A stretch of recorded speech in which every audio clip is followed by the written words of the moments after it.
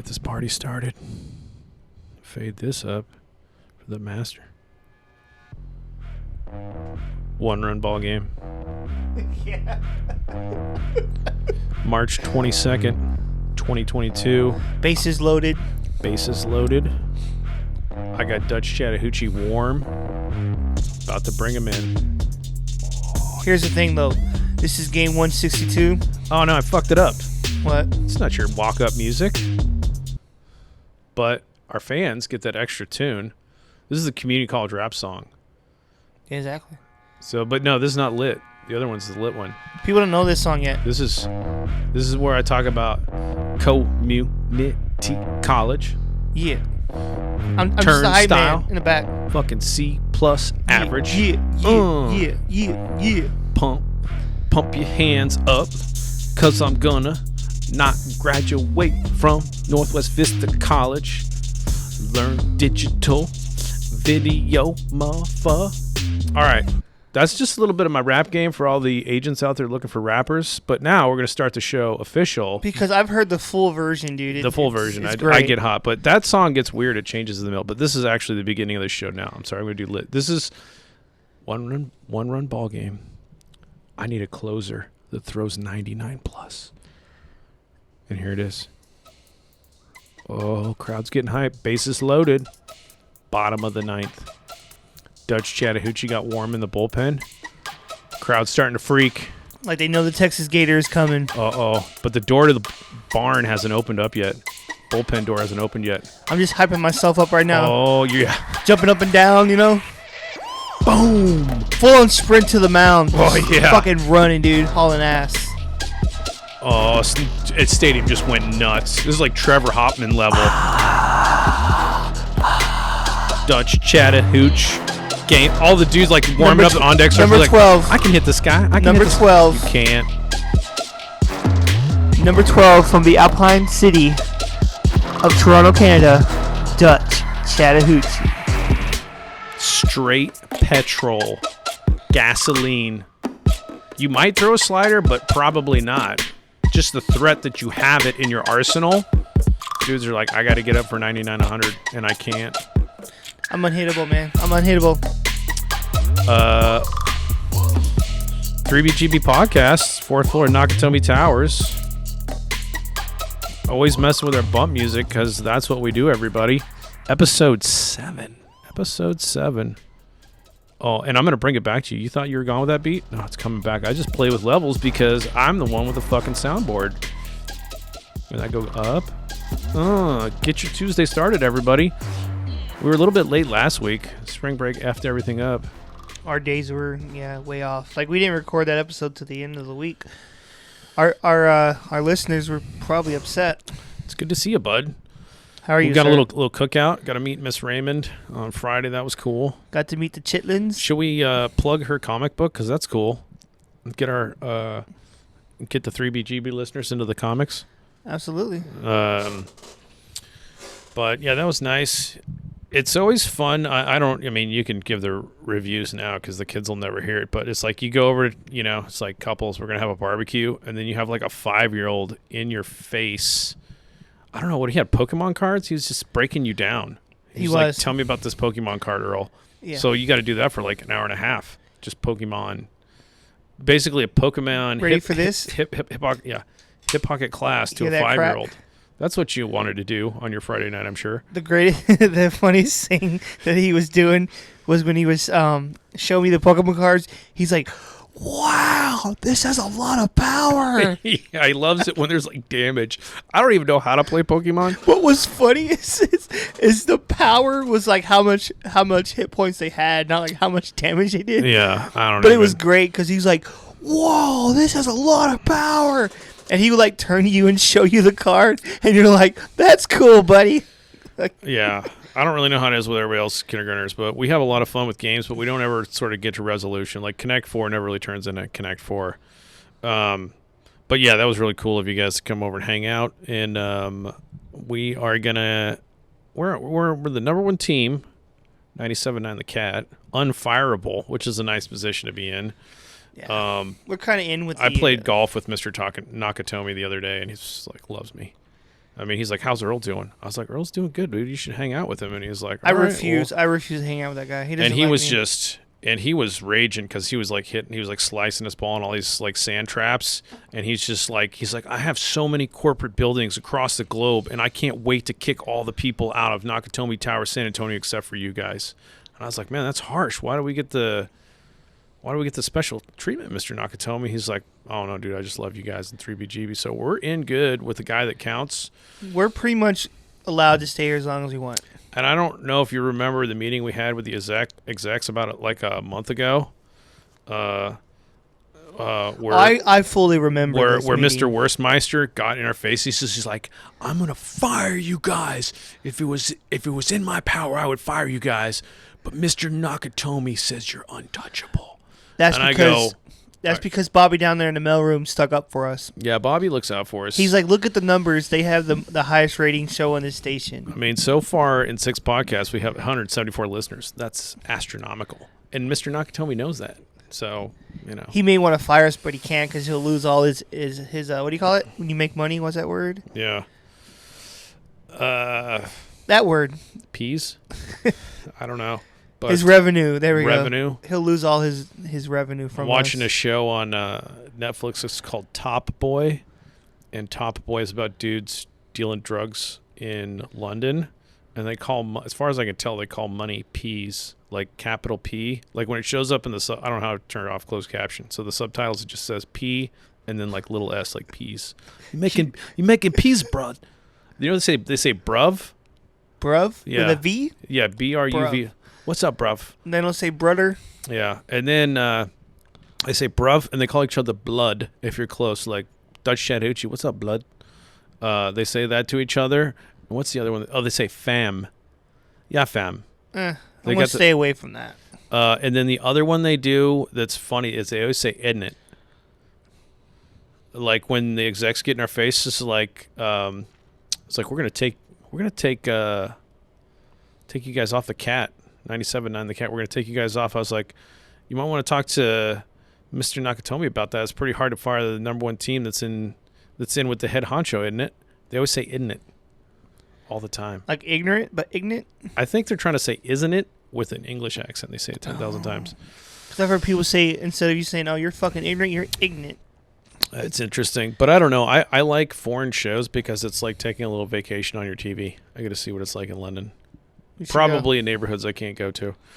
Why's that? I don't know. I think it's like high crime. I don't know. Everybody seems to be dealing drugs. Dude, they ain't gonna fuck with us. Speaking of UK, maybe that's what I was talking about. I'm very UK right now. I got University of Kentucky? Okay.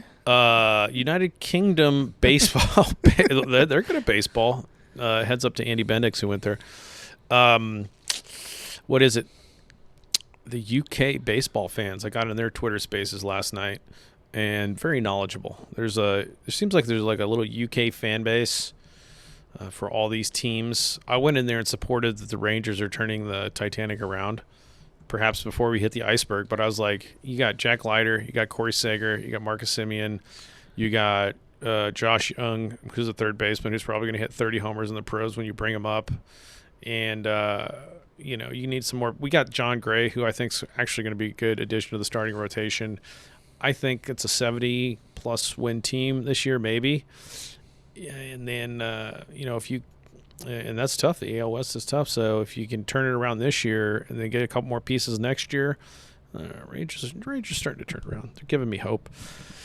But that's what I was talking about with all the UK fans, if any of them check out this episode. And the roadmap for the fans, episode number 7. I'm saying we talk Ted Williams. We can rabbit hole World War II and all the dudes that lost career time, to the service, which Ted Williams did twice in his career, World War II and the Korean War as a combat fighter pilot.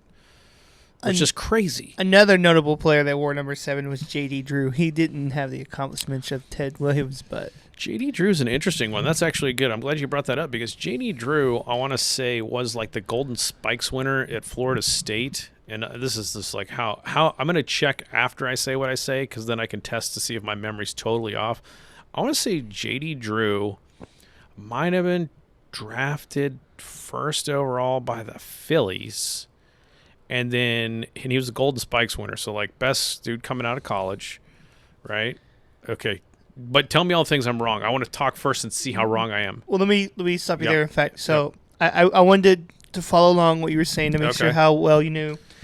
So he was actually drafted by the San Francisco Giants in the 20th round of the 94 draft. Yeah, but was that high school? Oh, yes, that was. So because these dudes get drafted. Oh, you know what? twice. You're right. You are right. I read that wrong. That was my bad. What you said about him getting drafted in the actual draft, First overall by the Phillies, right? You'd be correct. Second pick, but regardless, first rounder. Regardless, yeah, in the '97 draft, which right. So he went with whatever pretty high draft pick in college. Goes to Florida State, is insane.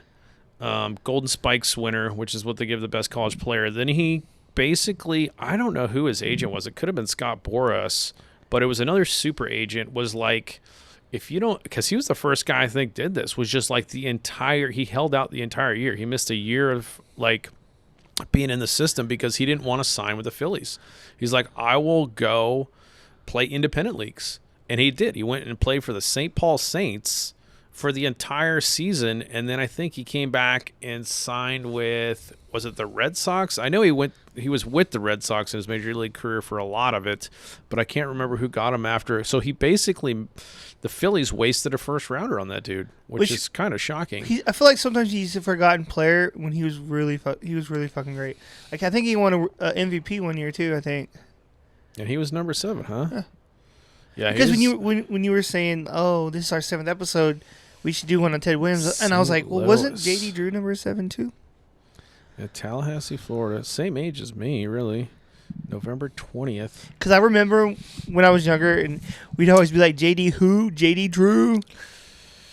That was a stupid thing. First round, and then. Oh yeah, so check that out. That's what I guess you could draft him again. So this is what it says on Baseball Reference. He was a first rounder, 2nd overall of 97. The Phillies burned that pick, and then he goes and plays in independent league, St. Paul Saints, which is a really cool stadium. And then because he did that, he was still apparently draftable, and the Cardinals came back and took him in the first round again, 5th overall in the 98 June amateur draft. He has got to be the only dude, or well, there's probably been other guys, but first rounder twice. Your first round draft pick twice. Yeah, cause I do know like about the whole high school thing where you can get drafted, but if you don't want to play, you can go to college and get drafted again. But I didn't realize a third time. I don't even know. Baseball Reference, I love the site. It's so useful, but I don't know. Sometimes there's like, so I go show minors. I was like, okay, well that's cool. So I can see St. Louis AAA, but I can't see the St. Paul Saints. What was that? He's gonna have St. Paul Saints stats. Did they used to have one in Springfield or somewhere? For the Cardinals, what was their minor league team? Oh yeah, there's all kinds of. Can't remember. I think it was Springfield or somewhere fucking around there. I'm gonna crack the code on Baseball Reference at some point and find his St. Paul Saints stats because he probably went off in that league. But yeah, I thought that was a really interesting. That was a pretty unique thing the way they played it. I have no idea who his age is, but I guess he was, like you said, number 7. He played for who for the minor league? Again? Looks like the Cardinals got him. No, the team. What team were you talking about just now? Oh, the independent leagues when he was, it was the St. Paul Saints. And the St. Paul Saints are like kind of like same thing the Savannah Bananas are doing. They're just making a really cool experience for the family to go out there and take in a ball game. So if you're in the Minneapolis area to see what Carlos Correa is doing with the Twins, then you can also go over and check out the St. Paul Saints. I actually found somewhat of a stat from the St. Paul Saints, but it only has 1 year, so I don't know if that was the only year he played for them or not. But I mean, he had 170 at bats. Yeah, his batting average was .341 with the St. Paul Saints. Nice. 18 home runs, not bad. Yeah. 50 RBIs. Yeah, you couldn't go into that league and suck and then justify that you're a first rounder again. Yeah, I feel like when you're that high, you had to go into the minor leagues and prove that, no, I'm just here just because I have to be. Yeah. Yeah, you can't be just one of the guys. You gotta fucking. Yeah, he was. You gotta ball out. He was really good. And he had a good career. Like some dudes are like, you expect these dudes to be Hall of Famers. He's not a Hall of Famer, but he had a good major league career. He played 14 years. But sometimes the baseball Hall of Fame is like Solid. kind of like oversaturated with just players. Yeah, because we're expecting dudes to go up there and hit like 30 homers and all these like 100 RBI seasons. So I was like, no, dude, that's all-stars. That's hard to do. This man contributed. But good hitter, productive, professional players. So Because to have a career batting average 278 is not bad. that's great. That's really good. 384 on-base percentage career. I mean, that's good stuff. What is this? He had over 1,400 hits. Career OPS 873. I mean, this guy was a good player. Slugging percentage, Real good 49. player. Real good player. On base percentage, 384. Agent Boris Corporation. There you go. But yeah, roadmap for folks. We're just gonna talk number sevens. Ted Williams, and the hitting of science. I think that's what we're gonna put in the tagline. His book. I mean, the hitting of science for all hitters, because it's actually really interesting, and it's another aspect that I think is lost. I mean, there's probably more YouTube videos because there's like all these coaches trying to like show hitting drills and all this stuff on how to hit, on YouTube. But like ESPN's not going to really take the time in a segment to break down, what are you doing, Bregman, on like looking for something on this pitcher, your technique, what are you trying to master, but a lot of these players will post videos of themselves like working in the cage and doing different drills on hitting, and there's a lot of literature around it because there's dads and stuff trying to teach their kids how to hit, and you're trying to like learn from the experts. And of course some of these dudes have written books. Ted Williams famously wrote The Science of Hitting. Who better than a book from the last dude to hit 400? I mean, the guy was amazing. But the conversation on that is interesting too, because not everybody's the same. Everybody's got a crazy different batting stance and approach and swing, and different kinds of hitters. Some dudes are power, high strikeouts. Other guys are high average hitters but no power. Everybody's different. You can't take Tony Gwynn and say hit like Babe Ruth. No. So that's kind of interesting. That just like the very different, and that makes it hard for a coach, right? Because you got a team full of all these kids, and you're trying to teach some hitting fundamentals. Just tell the kids go bat like Ken Griffey Jr. and you're good. Yeah, right. Like I tried to hit like Ken Griffey Jr. in junior college because I like watched it swing a million times. It's so smooth. And I was like, I'll try to swing like that. I was like, yeah, I hit like one huge long homer, and then I struck out the rest of the time because I can't swing like Ken Griffey Jr. Like only he can. So, but the conversation on it that probably doesn't happen enough in like the kind of baseball coverage I look at are like little things like, and they're not little things, but they're different. There's so many different ways, like the size of the stride, the weight of the bat, kind of what you're looking for. I always talk, I don't always talk, but I mention it because I thought it was unusual, and I tried it in my playing days, was the absolutely no hitch. And when I say absolutely no hitch, I mean your hands do not move. You stride and then just shove the top hand forward and try to get straight to extension. And for anybody that's listening to this, go watch a video of Moise Salou, because I was watching that dude do it, and it was like there's like a physics to how you connect with a baseball with your upper hand and wrist, and where that bat is as it rolls through the zone, because your wrists roll at some point, and then there's like kind of the follow through. There's a very big difference in how far and how hard you're going to hit it based on how extended you are and how like locked out and strong your wrists are, which makes sense why baseball dudes are always working their forearms, because how strong that you are at the point of contact there is like how hard you're going to crush it. So Mantle and Hank Aaron just popping balls out of the park, no problem. Extremely strong wrists and forearms. See, there's a lot of dudes now that's kind of, I feel like the art of hitting is kind of lost now. It is. Because there's a lot of dudes now that's like, they go for a home run every time. They strike out or they hit the ball because their stance is weird. So it's like they're swinging so fucking hard. And And if they don't hit the ball, then they're striking out way, way, way too much. Right. And we got the picture of Cody Bellinger on the wall. Perfect Same example. guy, yeah. You know, he got real cold. Yeah. You know, at last year in huge uppercut Because swing. everybody's trying to hit the ball over the fence. Right, and they teach to it because Sabermetrics has told them is like that's great. Honestly, for purposes like statistical purposes of winning the games, it's maybe better to hit 211 with more homers than to hit 275 with 15 less homers. So they are starting to teach this upswing.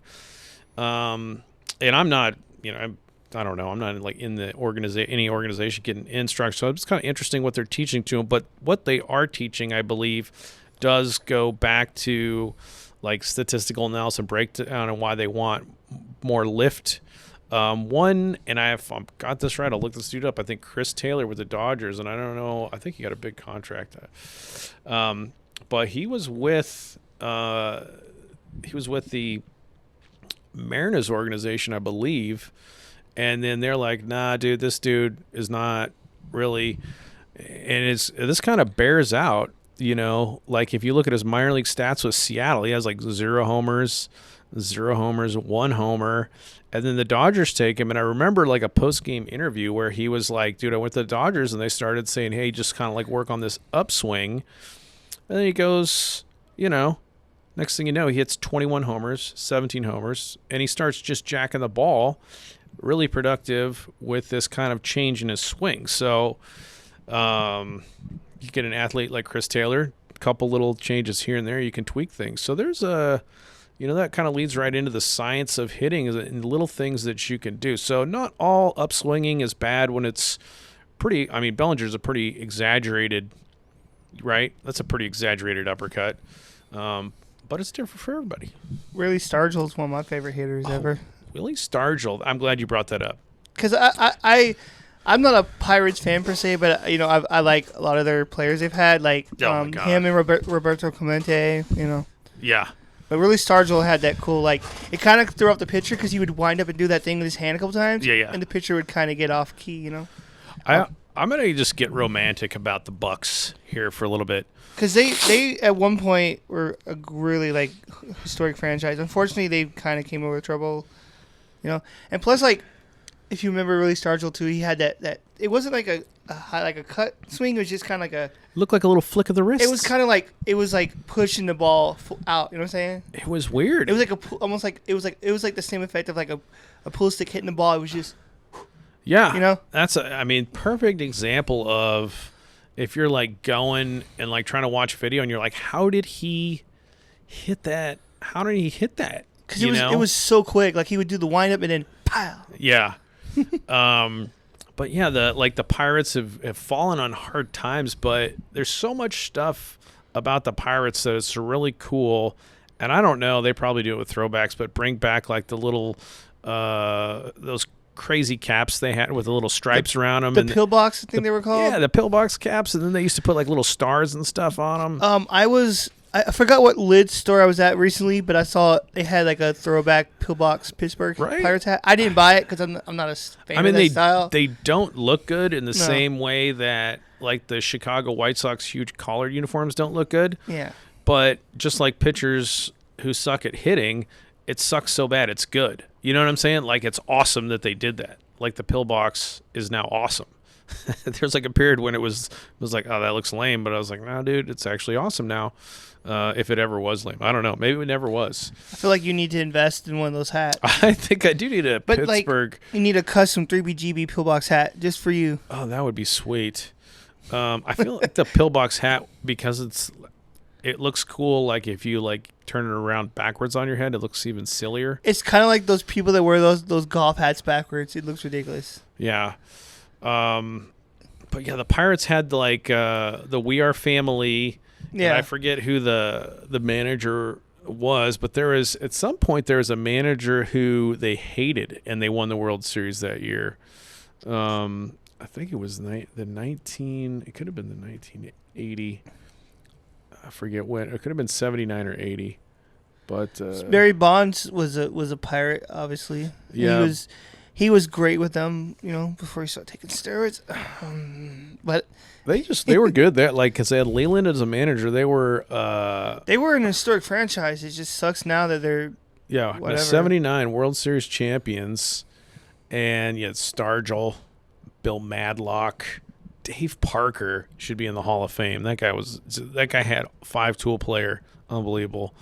And then look at these guys on here. Manny Sanguian, great utility guy there.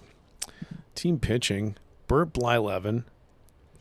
This is your starting pitching, and you're a World Series champion in '79. But this is your starting pitching, right here. Burt Blyleven, 12-5.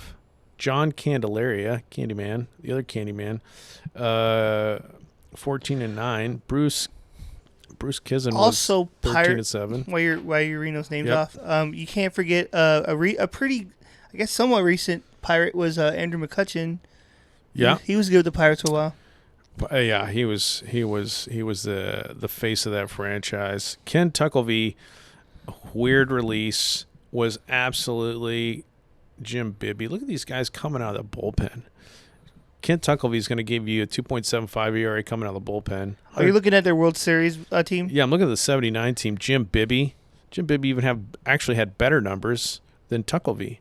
I mean, this is a good bullpen. Yeah, Enrique Romo.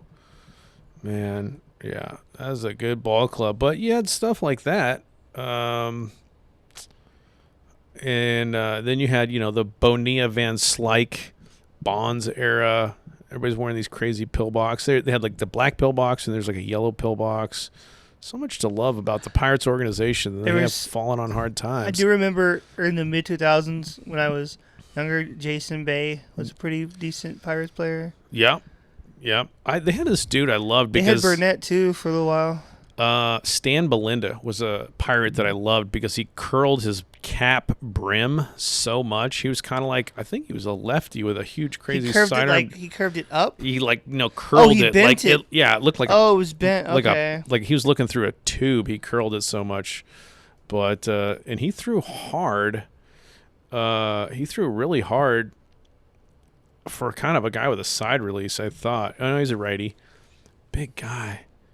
But Stan Belinda. There's some pitchers too. They like you're talking about super bent. There's some pitchers that their hats, their ball caps, whatever, are just super gross. They never change it. It's like all white from the sweat. It's nasty. You know who's like that? Who was it? It was Wetland. John Wetland had a gross cap, if I remember. But a lot of it's like, I've been winning with this hat. Why change it? Yeah, why wash it? Yeah, there's a lot of superstition in baseball. So absolutely. But yeah, the Bucks. And here's another thing about the Bucks.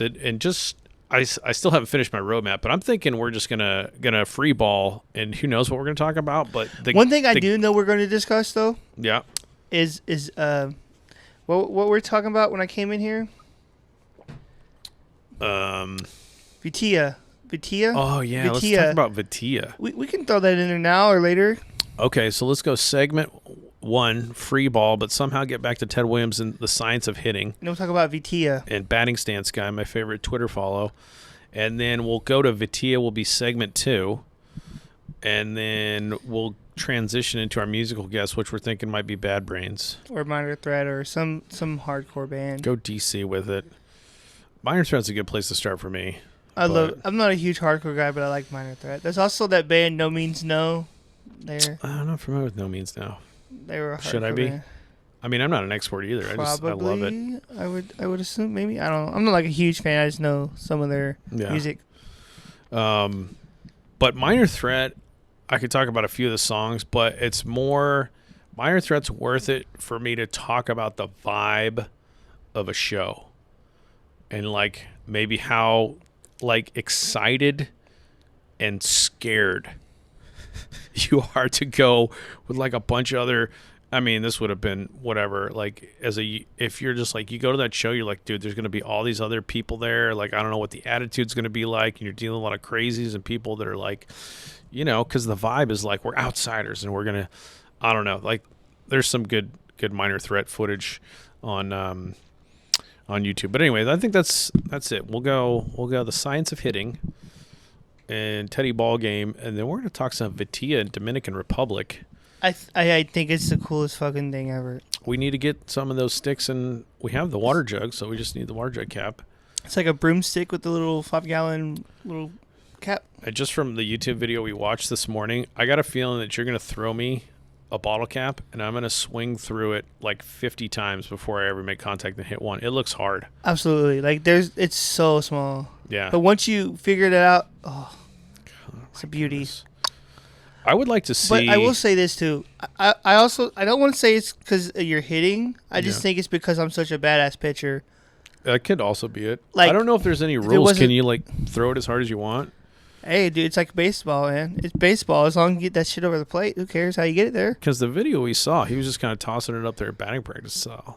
Well, I think it's like wiffle ball too, where like some people will fucking throw a thing really hard. Oh, right. It just depends on what you feel comfortable, you know. If it wasn't for the damn knee injury, I could have went to the majors, but that's for another day. My goodness. But yeah, Vitilla is really fucking cool. So we'll do some wiffle ball and we'll do some Vitilla one day. We gotta do Vitilla. I just like the Dominican Republic. I mean, Puerto Rico. I mean, there's so many good players, but the Dominican Republic is special. David Ortiz in a lot of people's mind. They have produced. I don't know what the numbers are. I just feel like they have quite a few. Like so many. We were looking at it earlier. There was Tatis Jr., Guerrero Jr. Yeah. There's some studs. Because really, it would probably be, I mean, landmass wise in the Caribbean, Cuba, but then like half those dudes have to make the decision: do I leave my family and defect, and make the bank and try to get everybody over? Like it's a way harder. DR. It's like if you can do it, do it. Get out of these barrios and dangerous neighborhoods and make good. If you got a good fastball, you can hit the ball. And then dudes like Vladimir Guerrero and Pedro, they go back to their hometowns. They fix everything up. It's awesome. But there's been a lot of really good players in there. Yeah. So Pedro Williams. Martinez. Oh, I think you just mentioned him. Pedro's so good. Pedro. I will defend this. And I wasn't there to see all, I didn't see guys pitch in the 20s. Another player that from there is Adrian Beltre.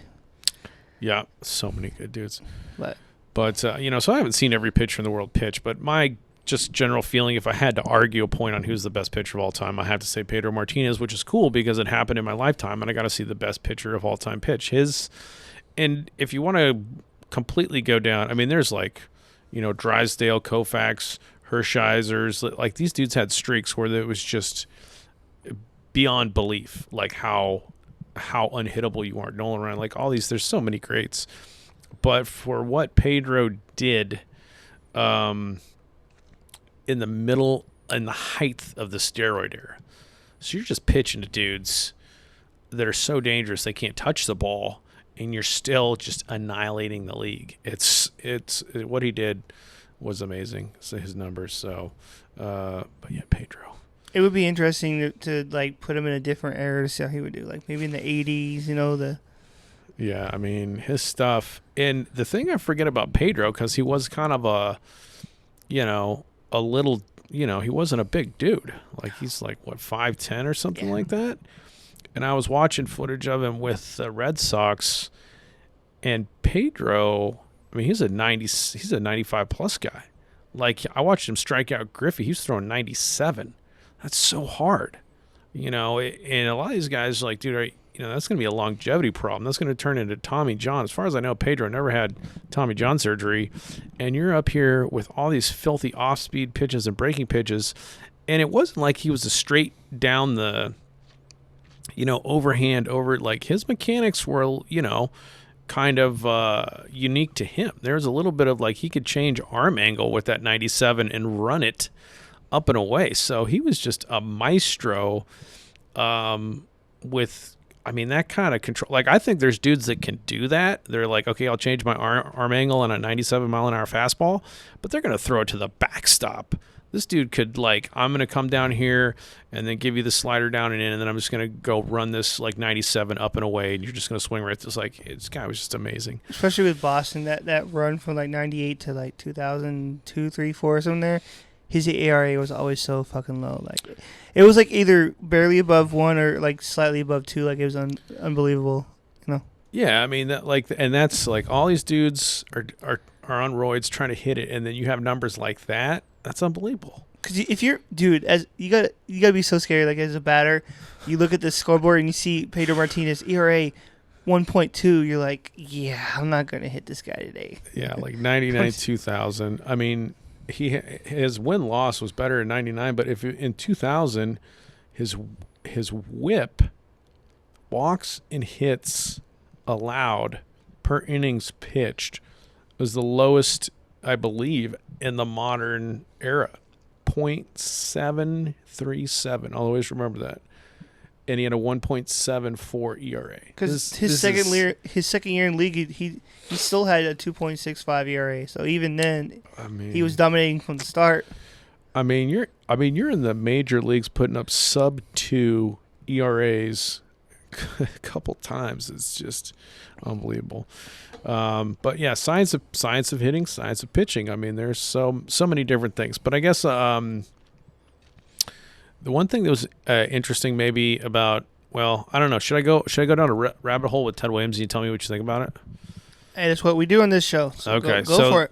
Here's one thing about Ted Williams is crazy. So, and I don't, know how it was back in World War II, but I think there was like, and Ted Williams actually got flack because he didn't go into the service right away. And people were like trash talking, and they're like, DiMaggio, all these other guys are going to World War II service, and you're still playing, dude. And people were trying to say like, oh, he's yellow or whatever. Like, there was actually at that time a little bit of trash talk surrounding him starting his service time. And I forgot where I read that. But the classifications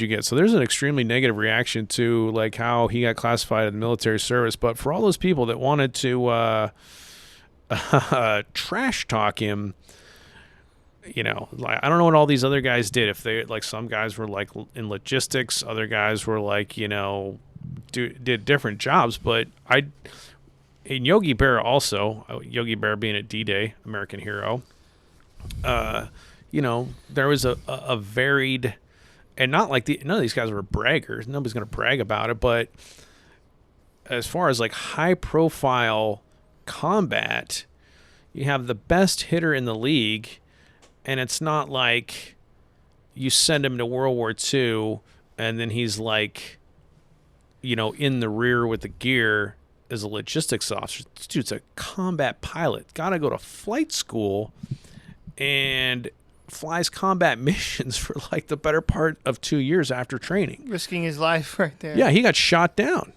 The dude got shot down. Do you think there's any pressure that he signed up for service because of what people were saying about him? I forget. I think everybody got drafted, but I don't know how you get what you get. So, I guarantee that's a scary scenario too. The draft, knowing you're going to go to war. Yeah, and I can tell you, I guarantee. So he's got to go through OCS with all the rest of the Marines, and it doesn't matter if you're a pilot or what you're doing. That was a beatdown. Boot camp's not fun for anybody. So he gets his commission. He's a second lieutenant, and then he goes. He did pre-flight training. I guess his teammate Johnny Pesky was also doing flight training. And then he got sent back after training. He got sent back, and he played in the All-Star game. Dude comes back from the military, and his first year back, it's 342 after being away for 3 years. Yeah, I mean it's crazy, but I'm trying to. He was in service 3 years, right? 4 years, something like that. Yeah, if you look at his stats, so the interesting ones, so 43, 44, 45, misses 3 full seasons there. But then look at like 52, I think it's 52 and 53. They pull him back for the Korean War. And that doesn't happen to a whole lot of other players because of their operational specialties, right? These dudes were not pilots, but for the Korean War, they needed pilots. So Williams got pulled again and missed the better part of 2 seasons. And he had to retrain because it was a different platform. So now he had to learn how to fly jets. So he had to go back to flight school again. And he's flying combat missions. That's kind of crazy. This dude can learn quick. And what's crazy about this man's career is he only hit under 300 once. Oh, man, that guy was amazing. You'll never see that again. That's a pretty amazing. Ever. You know, talk about like whatever Dos Equis most interesting man in the world. Dude does that. Flies combat missions in 2, and I think he was shot down once in during World War II. So very interesting in that fashion. That was, I don't know if any other guys that were combat pilots, but maybe Johnny Pesky was and some of these other guys. And then you're just going to keep racking up the numbers, hitting insane. Your OPS, your career OPS is like 1.116. I mean, the dude just. And you never read or heard about these guys ever talking about, yeah, I'm a veteran, I went to war. Like, they did their thing, came back, and just went about their business. Yeah, and so he wrote the book. Back to the random point I'm talking about, which is kind of interesting about like the Willie Stargell swings and the Wade Boggs and all these other guys. So he Wade Boggs, Tampa Bay. What? Yeah, I mean, granted, that was later on in his career, but still, dude's a legend. Wade Boggs was so good for so long, and so Williams was like, you want a small stride. Because I read this book when I said you want a small stride, slightly open, so you're going to open up the hips a little bit when you stride, not a whole lot. And he's, his hands were kind of low. He's like, you kind of want a slight upswing. He always said that, he's like, the ball is coming at a down angle from the pitcher. So technically, if you're uppercutting or slight upswinging a little bit, that's going to be better. We were like, whatever, youth ball, you're always taught swing level. You want to hit line drives, all that. But he was like, slight upswing's better because you're going to have more time where your bat's in the zone at the same angle of the baseball. And he was like, you got to, pop them hips open. It's like hitting is in the hips, snapping the hips open. And the other thing that he was, probably way ahead of his time, or at least visually made a graphic in the book, was pitch selection. He's like, dude, you better understand what the strike zone is and understand what pitches you can hit and only swing at those pitches.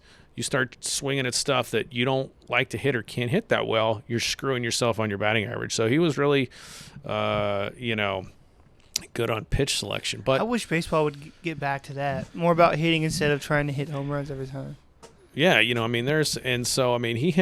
talked early on, as I was looking at the book this morning, he talked a lot about the weight of the bat. And he used a pretty light bat, according to him. He used the heavier bat in the minors, and then he picked up a little bit of a lighter bat, and then he kind of varied with sizes. Another thing I thought was interesting, he goes, I always try to keep my bats without breaking them as long, and I'd bone them down, and I didn't like things on the bat as a distraction. He was like, I would swing with a bat label down because I thought that was a distraction. Oh, like the Luger Slugger name? Yeah, like the little logo. Okay. He's like, I was trying to swing because I thought I didn't want anything distracting me. But yeah, the guy had some very, very serious analytical thoughts about all the things that go into hitting. It's a must read for any baseball player, The Science of Hitting. But that being said, so you're like, okay, well, I'm going to read The Science of Hitting. I'm going to hit like Ted Williams. He talks about it. It's like, nah, dude, it's not the same for everybody. Everybody's going to have a different swing. A really big stride was Mantle. Mantle really took a huge leap forward. Ruth, he said, he talked to Ruth one time, or maybe it was Hilrich and Bradbury. Speaking of Mantle, he was number 7 too. Oh, yeah, it is Mantle Day, right? It's a couple good number 7s right there. Oh, no, I'm messing it up. He's number 9. Who? Williams is number 9. I'm an idiot. This should be Mantle Day. Talk about an idiot. But, hey, you know what? That's all right. I'm sure somebody is going to be listening to that and like, this guy's not right now. God, what a sin. Yeah, number 9. I don't know why. Well, that's all right. I mean, shit, dude. Things happen. My gosh. Well, that'll be one of the, in the video, what do you call it? Description. I wonder if this is the one where I actually go back and edit. I go back and edit in how dumb I am and like, no, dude. It'll be awesome though. It's in this episode we're going to talk about the number 9. Well, we can't put it in the headline now, but we can put it. We can do like Mantle. There's a lot to talk about making. Like we went on this whole thing for like an hour thinking Ted Williams was number 7. But no, he's number not. 9. He's number 9. Mantle's 7. A lot of good 7s and 9s. I don't know why I thought that. Mantle's numbers are also insane. Technically, Williams had better OPS than Mantle. So how do you realize that he was number 9 all of a sudden? Well, it's right up there on Baseball Reference. I was just Okay. looking past it. I don't know why I thought it was Hey, that's number my 7. fault too for not checking. We're just going on about this number 7 thing, and then Yeah. Well, shit happens. but anyway, in my mind, I did want to talk about the signs of hitting because I think it's really interesting. All the little stride differences, and like I think it was Bregman was really hot. It was the year way back when the Astros, maybe they were stealing signs, maybe they weren't. You can't tell me those guys aren't great baseball players, and that's another conversation. But Bregman was saying some interesting things about hitting. And this is next level. I mean, these pitchers are electric. These dudes throw so hard, they're breaking stuff. So he goes, I'm trying to identify the pitch, and I'm trying to, like, swing on top of the ball or on the top half of the ball. And which is interesting. It's an interesting hitting approach. Like, I'm actually swinging over the ball because, like, right, you watch these dudes get blown away by some guy throwing 98. Where are they swinging? Under the ball. Yeah. Right. So he's like, it's not even where my eyes are telling my brain the ball is. I'm trying to swing over that to make contact. And Bregman was lights out that postseason. And the other guy who was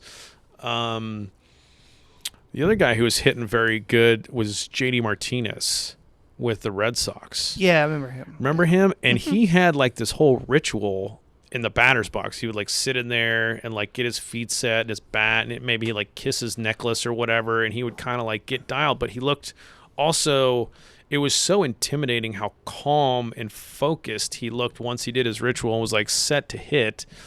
And you're just like, man, these dudes are on another level when it comes to approach. I don't know what they're working on the cages, what they're thinking, but there's that analysis that like dudes like Bregman are doing on this is where I'm going to swing on this pitch with this pitcher, and they have the advantage in this day and age of video, right? So there's tons of video study on these pitchers. It's just crazy. But Williams and another guy like Sadahara O, that guy had a crazy high leg kick in his swing, but he was also a scientist of hitting and built his batting cages and was like going to, teach all these dudes how to hit home runs like he did because he had everything down to a science. So, and I bet if somebody ever took the time, and there was some footage of Babe Ruth also, like teaching people how to hit. He had his legs really close together. He did. But then when the ball came close, he opened up a little bit. And I'm sorry to interrupt you. I'm sorry, buddy. I'm just going off on it. Yeah, I was trying to put this in here at some point. Yeah, put it in there, bud. Sorry. Because we were talking about the Red Sox, and you were talking about JD Martinez, and a player that came to mind was Johnny Damon. Remember Johnny Damon? He had a weird little swing, didn't he? Yeah. But power. Like yeah. I remember the grand slam he hit against the Yankees. Damon almost kind of flew open and was one-handing it. His top hand came off. Because he didn't really move a whole lot. Yeah. He just kind of stood there. His leg was out a little bit and just... Yeah. It almost looked one-handed, some of that stuff. Just because I was thinking about Johnny Damon when you were talking about the Red Sox and Ted Williams. Oh, my gosh. I was like, at some point, I will get his name put in there. Should get 2 episodes. He should get 2 episodes. So he should get this one because I'm an idiot. So, and then we'll work in Mantle, and then he'll also get episode 9. Yeah, or episode 99, we'll do a double. Double? Oh, man.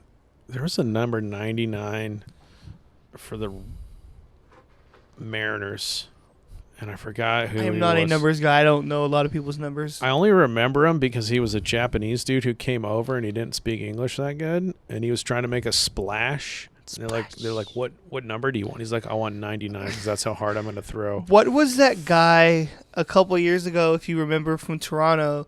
He's a guy that came up from Asia, and he was always super stoked. And I can't fucking remember his name. He's always excited. My name is something, whatever. Oh, wow. Oh, man, they got so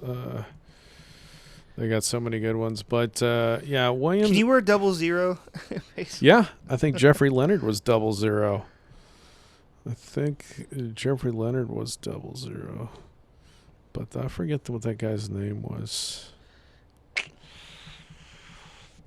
I'm gonna see, but Moises Alou, zero hitch. Willie Stargell hit his whole wind up, flicks the bat through.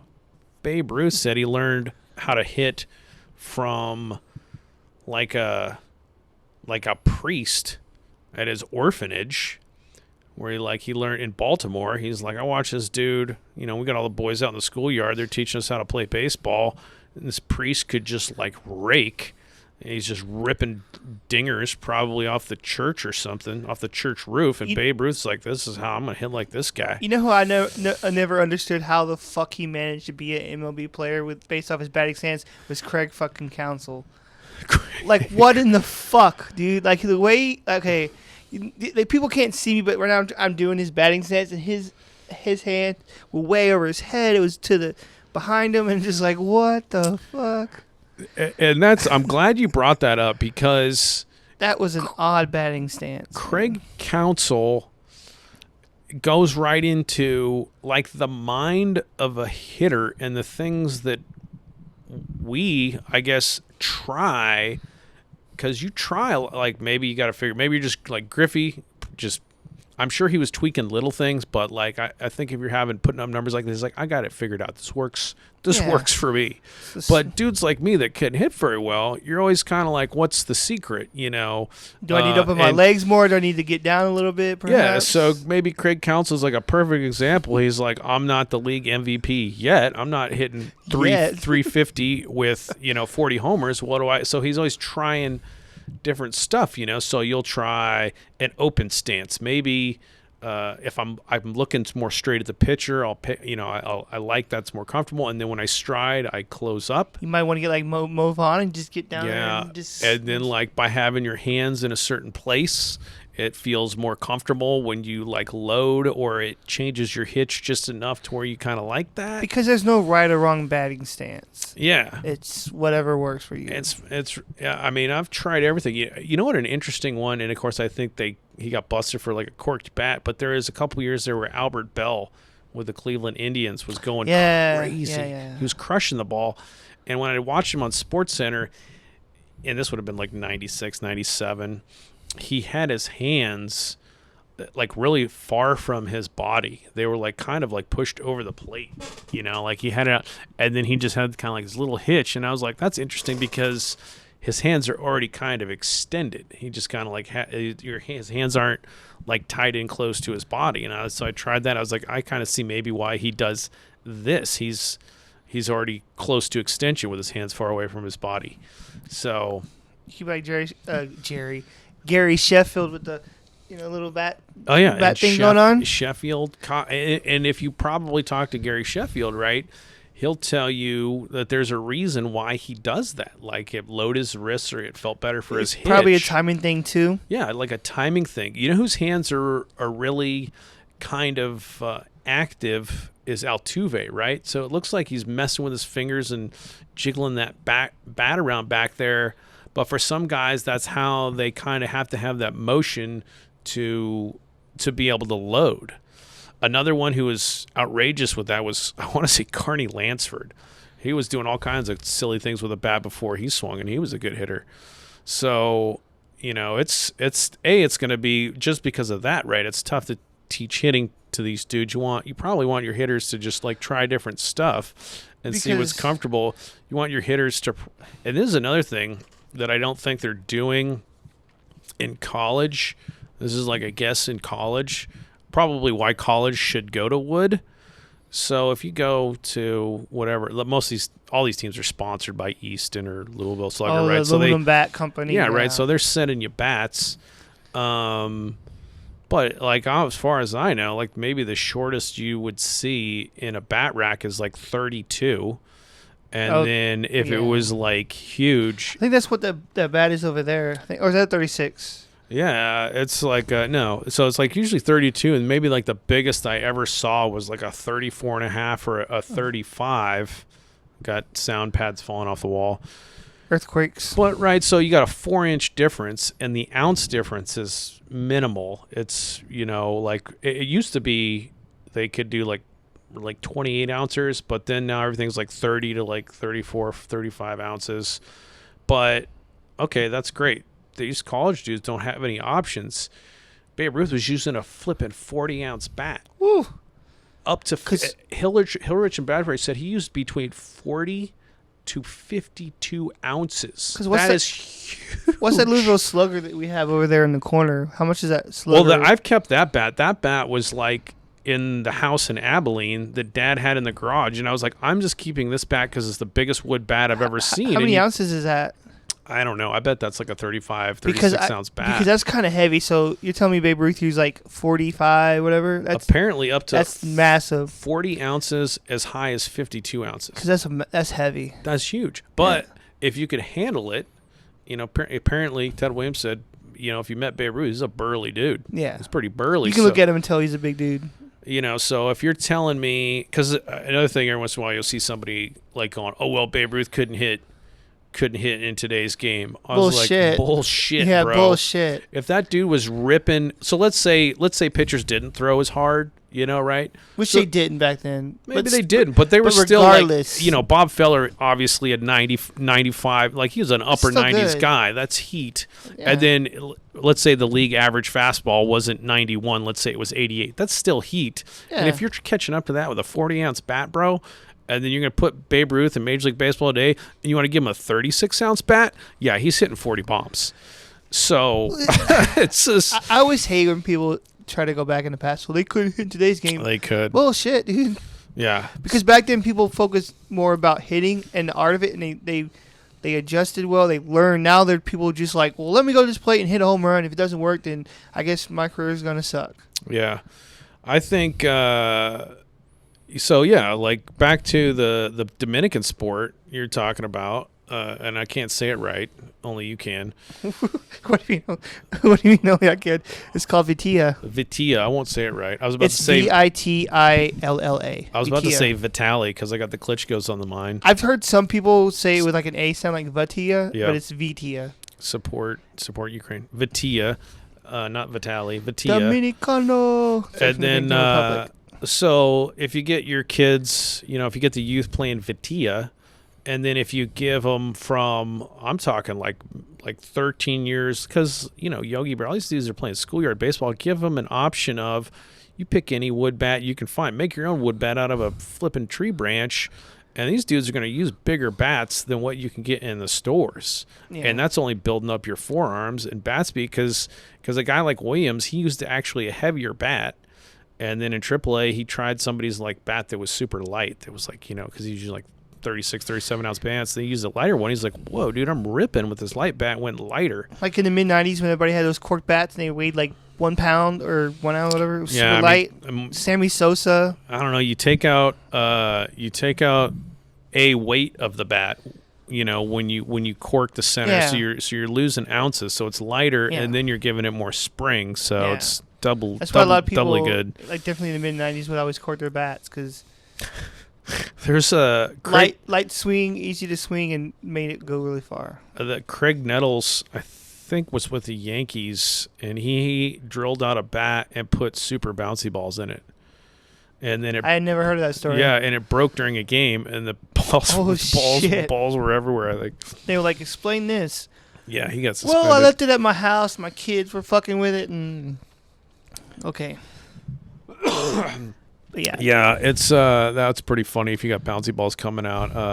So Vitilla, for the people that may not know what it is, basically you have a bat which is pretty much a broomstick, and then your ball would be like a 5-gallon water jug lid, like a little bottle cap, and that would be your ball.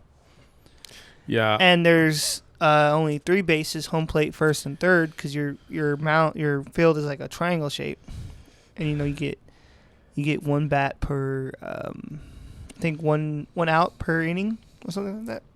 1 bat, something like that. It looks awesome. I'm not a huge expert on it. I've seen footage of dudes. It's similar, but even harder. It's like I'm talking a real metal cap to like a Coke bottle. Oh yeah. And a dude's got a broomstick, and then his dad was sitting on like a milk crate, and he had a slingshot. And he was just loading up these metal caps and firing them at this This kid's just hitting him with the Like broomstick. the old school Coke bottles? Like those like a little metal. Oh, shit. And they were just doing. I was like, if your eyes can pick up that tiny of a cap and hit it with a broomstick, you should probably go to the major leagues with that kind of hand. So when you see a big ass baseball, you're like, oh, this is huge. Yeah. No problem. Yeah, the Dominican Republic dudes. I'm gonna definitely order a set so of that, good. and I'll bring it by the 9790 Cat station here, and we'll have to test it out. Go to the park. People's like, "What are you guys playing?" My own fucking business is Vitilla. Get out of here. Oh man, I guess he was with the Yankees, and they were playing. What was it? I guess. That's weird. He was with the Tigers. I remember something in the Astrodome, but no. 6 super bouncy balls. That's how you cook a bat. Oh, what was the guy's name? You can cork an aluminum bat too. You can pop the cap off the end and then and then put something in there. And I forget what. Oh man, what was that kid's name? He was so cool. I want to say it was Damien. I played like high school baseball with this dude on this like summer team. And he went to some showcase for high school dudes in Ohio. And it was on ESPN. And he hit a homer in that game. And then he told me later, he's like, yeah, I corked that bat. I had found a buoy, like a foam buoy that was like the right size that I could slide into the barrel of that bat. And then I recapped it. And I hit a homer in that game. I was like, that's pretty funny. I don't know if it made a difference, but, baseball stories, man. Baseball stories.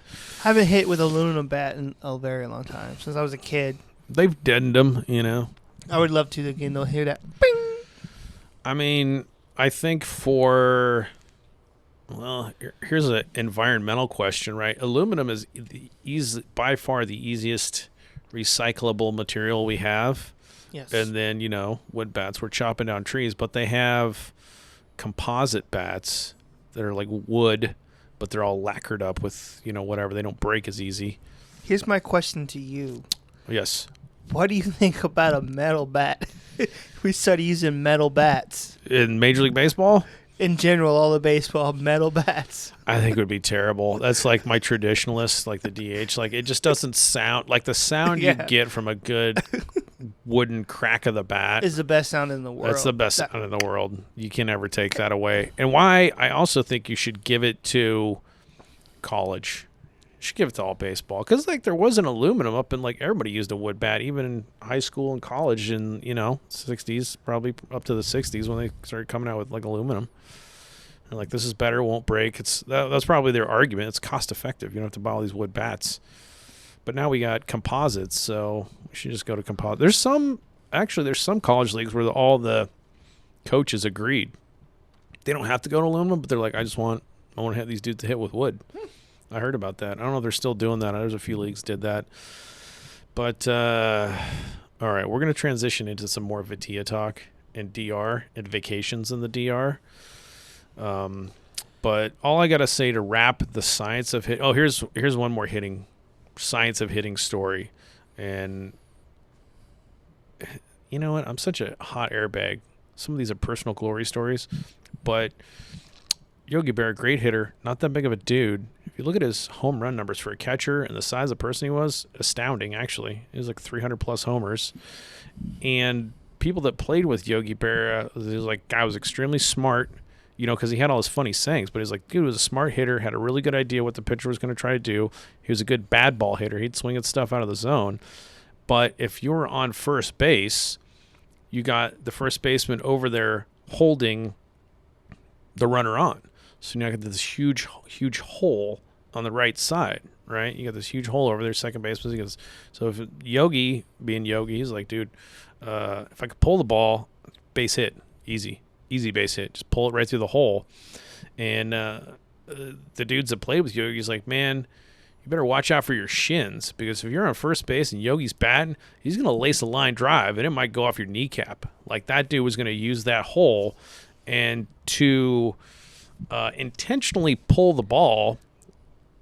Not that easy of a trick. The pitcher knows you're trying to do it, so he's trying to throw it away, probably, and doesn't want you to do that. But there are certain situations in baseball where it's called for. to pull. One is like that when there's a big hole on the right side. The other one is nobody out, runner on second. Doesn't matter if you're left-handed or right-handed.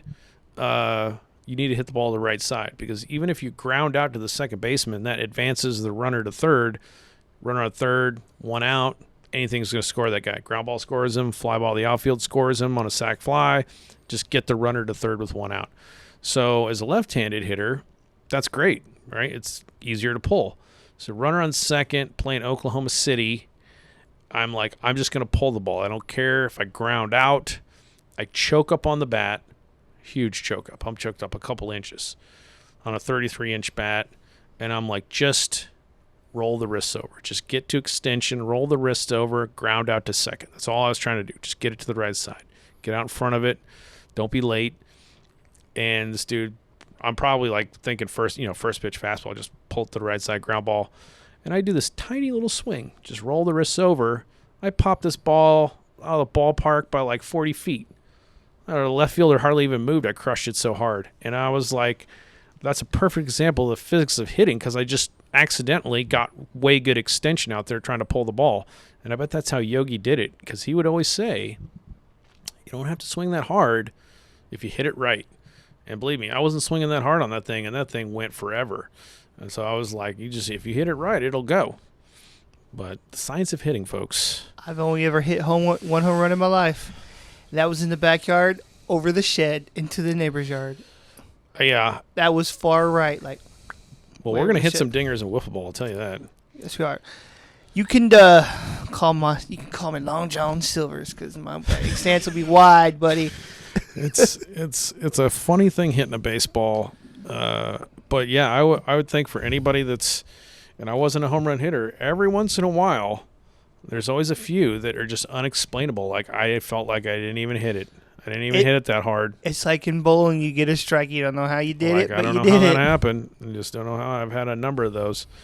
Honestly, maybe it happens more to home runs than anything, because you just don't feel like you hit it that hard, and it just went forever. Because you never was a power hitter, right? Not really. I mean, I hit like 12 homers or something my senior year, but I was never really a power guy. And and that's the funny thing. I sucked. I struck out way more because I was trying to hit home runs my senior year, because I was like, this is it. This is over. I want to hit called dingers. To the show. I want to hit some dingers. But let's talk about DR and some. I'm calling it Vitali because I can't remember anything. I have Alzheimer's. Vitali. Vitilla? Vitilla. So, that's what the guy from the Dominican Republic said on the video that I was watching. He said Vitilla. So yeah, I'm going with the source there on that one. I think you're right with Vitilla. Because I was saying, I also heard some people say it like with an A. Like I just mentioned Vitilla. And the guy was like, no, it's Vitilla. I was like, oh, okay. It's an I sounding B-Tia. That's interesting. And there's another one. So I'll find, it's with I's, Vitilla. So there's a Finnish, and I might have talked about this. The official game of the Dominican Republic. Yes. It's called, and I'll find it. It's called, a guy from Finland, I think he was like a PE teacher too, came to America. He's like, I'm looking for sports. And he comes to a baseball game. He's like, yeah, baseball's pretty cool. It's called Pesapallo. And I might not be saying that right because it's Finnish. It's a very interesting language. But Pesapallo is like dudes playing baseball. Sounds like an astronaut. Check it out on YouTube. It's weird. So it was like speed is key. Home runs don't help you, which kind of like, for Americans ruins the game. It's like, dude, I want dingers. I mean, I do want dingers. I still like small ball and baseball, but you can't completely have a nice game. Bunt. Yeah, you still can't have a game where you can't hit it so far that it's, unfieldable. But this guy's argument against baseball and Pesapallo was too slow. Dudes are sitting here walking, they're taking pitches, you swing. He's like, I want some dude to hit the ball and make something happen just about every single time. So they don't really pitch. They kind of like throw the ball up in the air, and these dudes whack this like tennis ball essentially out throughout the field, and dudes are just sprinting around the bases like crazy. But because it's like speed is the most important thing at Pesapallo and like locating where you smack your ground ball, dudes are wheeling around the bases, and there's some awesome head first slides. So it's always interesting to see what different. But Pesapalo, as opposed to Vitilla, is not going to turn you into an awesome major league hitter, right? Because dudes are just tossing up softballs. Yeah, that's pretty easy to hit. Vitilla's going to turn you into a stud. Way hard to hit. It's kind of like stickball in New York City. Maybe that's why there's like so many good hitters from New York or something. Yeah, that's another name for Vitilla is stickball, because you take a broomstick and it's a little stick. That's what it is. All you need. It makes sense, right? That's all you need is a stick and a bottle cap, and everybody's pretty much got that. I'm sure we've all been there as children. You didn't have take the bat, take the rock, and try to hit it. Yeah, we got our hands on wiffle ball. We were soft as Americans. I never played wiffle ball really a whole lot as a kid. I mainly was baseball. That's so funny. But yeah, so many great hitters out of Dominican. It's amazing. Looks like they got like Vitilla championships. I know I don't know if it's an annual thing, but I know there was like a Red Bull sponsored it one year. It was like a tournament, Vitilla tournament. Vitilla tournament? Yeah, it was sponsored by Red Bull. Yeah. It was a real thing. I think it'd be fun to there's a professional wiffle ball league too. There is those dudes throw so. Yeah, that's like I'm not gonna compete in that shit. And I don't know if it's a problem or not, but the professional wiffle ball league is so like. Pitching is so. That's what I'm saying. It's like you've taken the fun out of it. I think. Well, you've really reduced a lot of offense because like when we played wiffle ball as kids, we were just all about cranking homers. You try to throw, and here's another thing about wiffle ball: if you take I think it's because there's no resistance. Like if you throw a baseball and just throw and throw and throw, yeah, your arm will get sore. But for some reason, throwing a really light ball as hard as you can, I think that just kills your arm. Because you have to put a lot of extra force into it. Yeah, it's like there's no resistance or something. It'll wear your arm out. But so I've watched some of the videos of these like highlights of these like wiffle ball leagues, and dude, that wiffle ball is hitting that little thing behind the mound like pow behind it's. Yeah, since when is a wiffle ball supposed to sound like that? It's kind of like the fast pitch softball thing because the distances are shorter. That it's actually less reaction time than a Major League Baseball fastball. Yeah, we're not playing wiffle ball like that. We're just pitching it to each other so we can jack dingers. But I feel like though, like when I bring out my Texas Gator pitch, it's over. The Gator? Yeah, it's called the Texas Gator. Let's see the grip on that. You got a ball over there? Yeah. Let's describe the Gator grip. There's one right there, but next to you, if you want, or me, whoever can get to it first. Let's see what we got here. There you go. Let's see the Gator grip. All right, so what we want to do is you going two-seam or four-seam grip on it, really? Right there, kind of a two-seam. A two-seamer, right? Because, the rotation, right, two-seamers. Okay.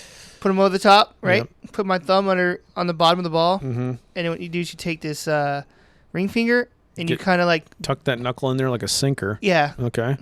And you just throw it. That's the Gator right there. That's filth. Like I said, if it wasn't for my knee injury back in 02 in high school, I probably would have been an MLB pitcher. Well, how tall are you, Earl? 6 feet. 6 feet. Mm-hmm. You seem taller. And how old are you, buddy? You're what, 20, 27? Me? No, 30. I'm 36 almost. 36. You've told me that, and I've forgotten. No. I forget. 36. Well, let me see. Nolan Ryan pitched until he was 42. I'm thinking what I'm saying is we don't shut the door on your career right now. Yet. We can shut it on mine. I'm old as shit, but I'm not so sure we can't get the Gator going. Yeah, we'll go to the park later, either tomorrow or something, and I'll show you. We need to get in there. I'll show you. I'll break it down from a fundamental standpoint. That's what you need to do. Is give me some. But see, the thing is. And you don't have all the wear and tear. And you're also a good hitter, so I've never faced you, so I don't know, because you're a lefty and I'm a righty, so you know what I'm saying? That's a good matchup. The kryptonite, lefty versus righty matchup, is a slider or a Gator down and in on the back shoe. But we will document. Yeah, we'll get footage of that. This confrontation, you as a batter, me as a pitcher. Yeah. But yeah, the science of hitting the Gator, I can't say it. I'm going to put this ball back real quick. I'm just going to call it Vitilla. Vitilla and Vitali. I want to see Vitali Klitschko play Vitilla. It's like I'm just gonna call it Vitali from now on. Vitali Klitschko playing Vitilla. Man, that would be sweet to go to a tournament down there. The DR, the Puerto Rico and DR winter leagues I want to go to so bad. That's like next on the list. The other one is the Series del Caribe, which is like when all like Dominican Republic and Puerto Rico, Panama, all these teams, Venezuela, they get together and they do a series. I don't know if it's yearly or if it's like an Olympics thing. So yeah, but there is a guy in the local Saber that writes a lot about the Series del Caribe, which is kind of awesome. But I'm gonna find that. And plus the oh snap! It's 2022. Can we see it this year? Oh, did it already happen? Also, beside us, there's like that ditch, that whole like with all the graffiti. Like you were saying, that's a perfect Vitilla and wiffleball area. That's a good Vitilla area. It's a good Vitali area. Go down to the drainage and start crushing bottle caps down there. I'm seriously gonna buy one of those sets and we're gonna play it because you can play 2 people. So when you play with 2 people, how you get it out is you pick up the little ball cap before it stops rolling. That's how you get it out. Dude, we missed it, man. What happened? January 28th through February 3rd. The Caribbean Series was played in the DR, Santo Domingo. Missed opportunity and for Venezuela, Barranquilla, where Edgar Renteria, legend, Barranquilla won. But yeah, you got teams from Mexico. You got teams from Puerto Rico. You got the DR team. That page does not exist. And it looks like you had 2 teams from Venezuela made it in there. So that could be Colombia. I'm sorry, Colombia, Barranquilla. I get mixed up. Barranquilla is the Colombian, and then this is Venezuela. So yeah. Missed opportunity. Colombian. I'm sorry. There's not as many dudes from Colombia, and I don't know if that's just like the population or they, like the soccer. But there's been some good ball players that have come out of Colombia, but it seems like more Venezuelan dudes than Colombian ball players sometimes. But what do I know? But I know Edgar Renteria is the biggest guy that came out of Barranquilla. I think this flipping stadium's named after him. But we need to get some Vitilla going, and then we can work on we'll tie those 2 subjects together. The science of hitting as it relates to Vitilla, right? Because that's got to be all wrists. Your reaction time, that little bottle cap spinning away from you, you got to get the wrists out. Plus the timing of that thing, because you don't know how, if it's a windy day, how it's going to affect your throw, your hits like this. And it's like 2-on-2. So if you get the little cap before it stops moving or spinning, then you're out. Well, you can play with multiple people, like multiple. That's the fielding aspect. Yeah, but it's agreed upon. Usually 2 to 3 if you do play with fielders. Yeah. But there's, like I said, there's a home plate. Yeah. First base, third base is like a triangle shape. Yeah. And I think it's 50 feet between the 3 each base. Yeah, see, that's the aspect again, because when we played wiffle ball, right, it just turned into home run derby, which is gratifying because I couldn't hit home runs when I was little, but you can hit them in wiffle ball with your buddy, especially if you're the ones making the dimensions of the park. There's no fielding, it's just who hits dingers. The park known as my grandpa and grandma's backyard, oh, dude, I was a lifetime 400 hitter easily.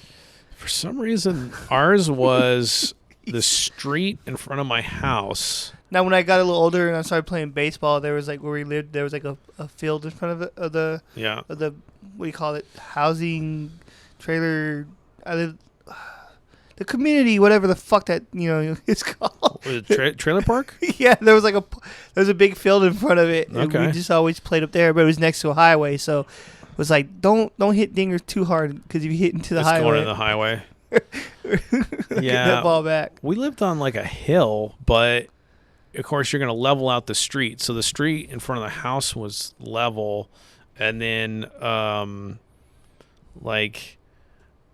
so you'd pitch across the street. You had to look out for cars if they're coming, but then you'd take a hack, and then so I wouldn't mess up with the neighbors. I'm basically smashing the ball into my house, and yard. So if it was like if you could hit it onto the roof or something, that was a dinger. You ever seen like the people like the parks that are like positioned like in front of a neighborhood? Yeah. Like off of like a main road, and you see people hit home runs and they're like super close to hitting someone's house or car parked in the street.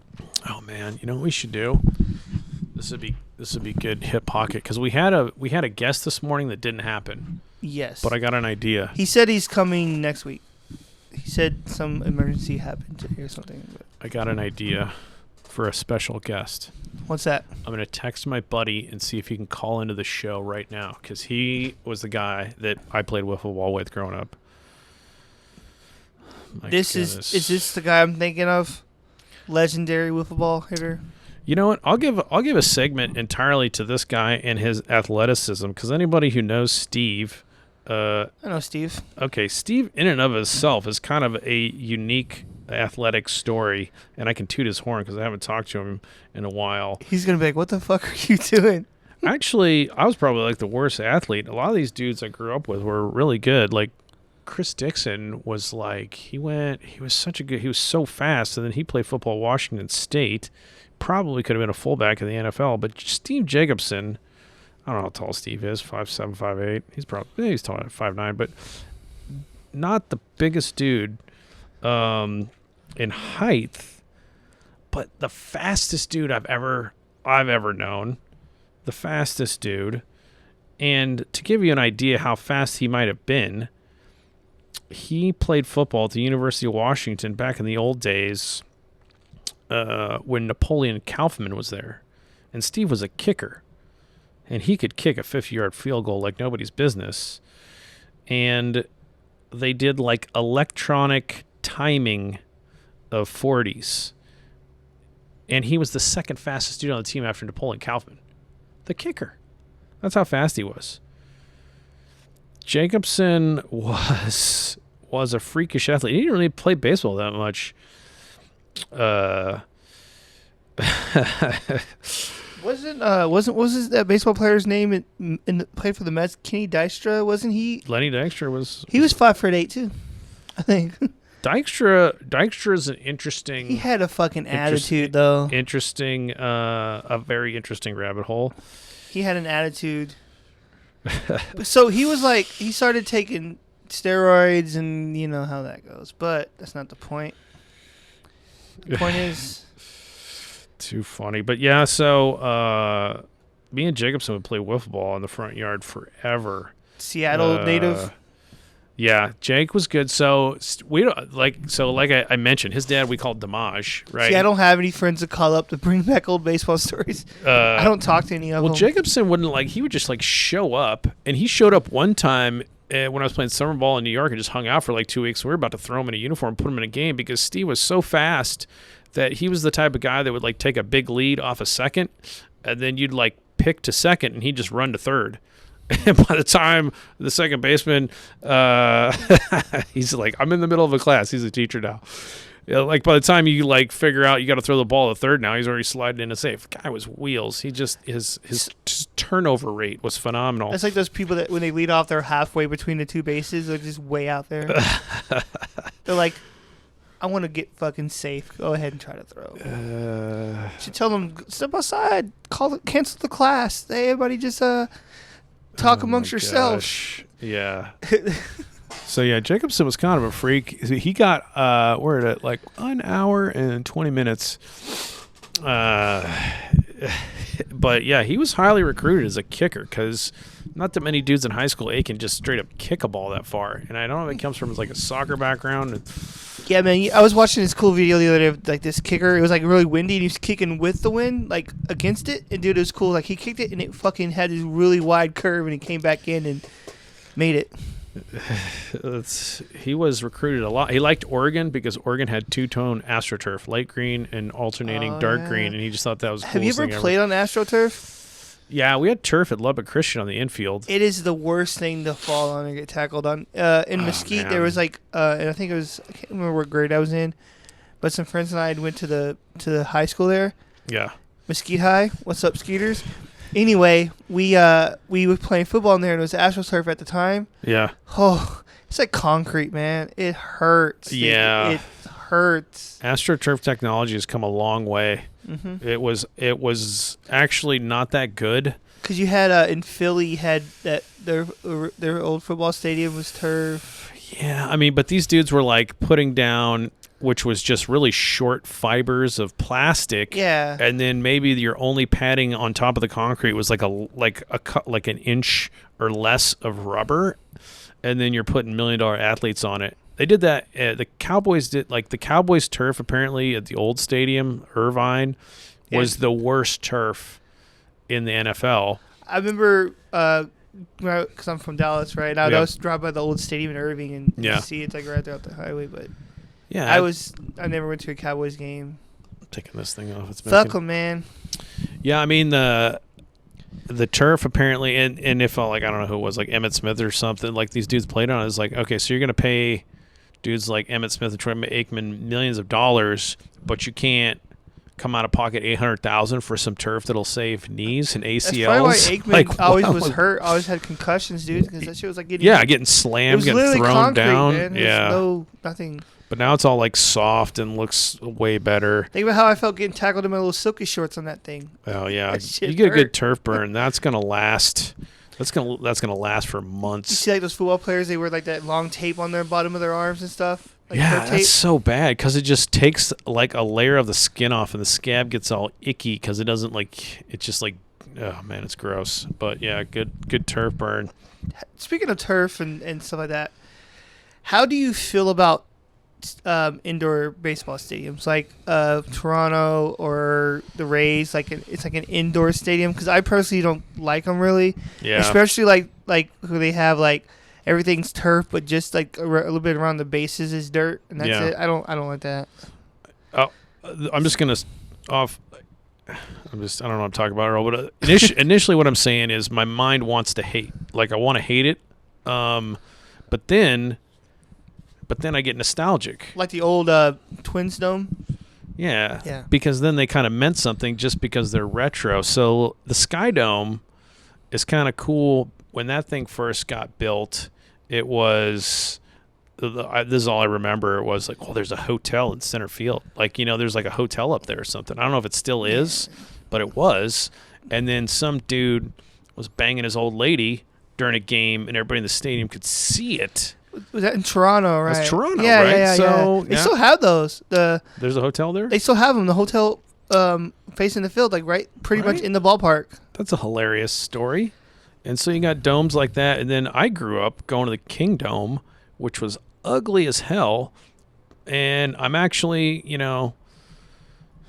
I mean, it's kind of legendary. I mean, Evel Knievel jumped a bunch of school buses and busted every bone in his body there. So a lot of cool stuff and monster truck shows happen in the King Dome, and I'm very nostalgic. And the old Astrodome too. The Astrodome. You got some domes that had some very historical, cool stuff happen in them, but they, frankly, if you were there and we were in a time machine at the time, they are kind of ugly because you were going to games in that, and then you could see games happening at like Wrigley in Fenway on like a day game. You're like, oh man, that looks gorgeous. That sun coming down, got a nice hot dog there. Baseball is meant to be played during the day outside. Yeah, so that's the thing about domes, is they are kind of ugly. It's not that glamorous. But now Seattle, you got the retractable roofs. That's cool. Open the roof as much as you can. I don't mind those because you still have a chance to play with daylight. Best of both worlds. Actual sky. Yeah, gotta have it for Seattle. It rains too flipping much up there. So. Yeah. So it rains in Seattle a lot, but it's mostly light rain, right? Like, yeah. So the reason I say this is a random segment it's not really a segment, but it's a point I'm making. I was talking to this dude at work about, for my career, I'll move wherever. My wife and I have been talking about Seattle. We know from some people from Seattle that came down and visited, whatever. And I was like, it does like a light rain most days. And this dude's like, no, man, it pours all the time. I'm like, no, it doesn't. It does not pour. He was telling me, I'm like, well, are you from Seattle? You ever been there? He's like, no. Then what the fuck do you know? He's telling me, oh, yeah, it pours like every day. No, it doesn't. It's the way I remember it. I mean, certainly it can there are levels of rain. There's days, sprinkling. But it's not raining hard every single day. It's just overcast, and you have a lot of rain. It seems like a lot of rain. But I lived for a year in Mobile, Alabama, And the professor in one of my classes was Go Jaguars. yeah, them Southern, the Alabama. South Alabama Jaguars. And lots of memories there at that school. Whew. He said, Lord abide. dude, they're having an alumni game in a month. I don't think I can make it, but they're texting me. Like a baseball game? Yeah, like I'm the last dude you want to see. I was only there for a year, and I was a head case. But it only when you went to Lubbock Christian that you turned yourself around. Yeah, Lubbock Christian were the glory days. But the professor goes, Mobile, Alabama has like more annual rainfall than any other city or something. I would have never guessed that. And I went and talked to the professor in that class. Like, I beg to differ, my friend. I grew up in Seattle, and he goes, no, you didn't listen to what I said. I didn't say we had more rainy days. We have more rainfall, like total amount of inches of rainfall, but we have like almost half as many rainy days. And so and after living in Hence Mobile, the saying, when it rains, it pours. Yeah, so if you think this drainage ditch behind the office here is big, they had those things all over Mobile, and they were like 2-3 times as deep because they needed to handle the insane amount of rainfall that could happen in just like 2 hours' time. It was torrential. It was so heavy that you probably couldn't get from your front door till about like 10 steps. You go maybe not even 10 steps from your front door. You might as well have jumped in a pool. Your underwear is soaked. That's how heavy the rain was in Mobile. So to say it's like torrential downpour in Seattle is not accurate. It does rain a lot, but it's thanks for clearing that up because I was trying to fucking tell this dude. Sometimes certainly it'll be hard sometimes, but it's like a drizzle. But he's consistent. saying every day this dude says it pours. Nah, well, define poor. It rains a lot, but it's not like Mobile, Alabama. So there's difference in how fat the raindrops are, how much water's coming down, but the Cascade Mountain Range prohibits the atmosphere and the rain clouds coming off the Puget Sound and the ocean from really getting over. They get stuck on the Cascade Mountain Range, and then they just unload everything on Western Washington. So that's how we're living up there. The other thing, you would do all your high school practices in the Seattle area in rain slickers, which they used to wear to they're kind of like this like glossy little top. You see these dudes wearing them at spring training, and they were wearing them to like sweat it out and get in shape in spring training. But in Seattle, we just wore them because they wicked water. I've never heard of a rain slicker in my life. I'll find you a baseball rain slicker. You'll know exactly what I'm talking about. Is that like maybe I'm wrong about this, but is that it's like a jacket and it looks like it's like a breaking, like it's cut in half or something. Like it looks like it's 2 shirts or something. It was a straight up fashion statement. I think mine was like Mizuno. They're called rain slickers. I don't know what you call them. Let me see if I can find. I'm thinking of something. Oh, you talking about the pants? No, baseball. I'm thinking of something totally different. Never mind. I was thinking of those fucking like overalls that like fishermen wear. I'm like, why would you wear those in baseball? Okay, I just put in baseball warm-up top 80s. I'm trying to find. I don't know what you called these things. Oh, man, what were they called? Oh, see, you can't. People that are listening to this cannot see what I'm about to show you. But I thought this was a rain slicker. This is just a jacket. So I was wrong. Let me see 90s Mizuno warm-up. I was totally wrong on there on that one, thinking it was this jacket was a rain slicker. You know what? I think it should be called the rain slicker. Oh, this is what I'm talking about. This is polyurethane pullovers. Oh, to help. See, check that out. Look at that thing. Oh, I know those. See how it's all glossy? I know those. It looks like a trash bag.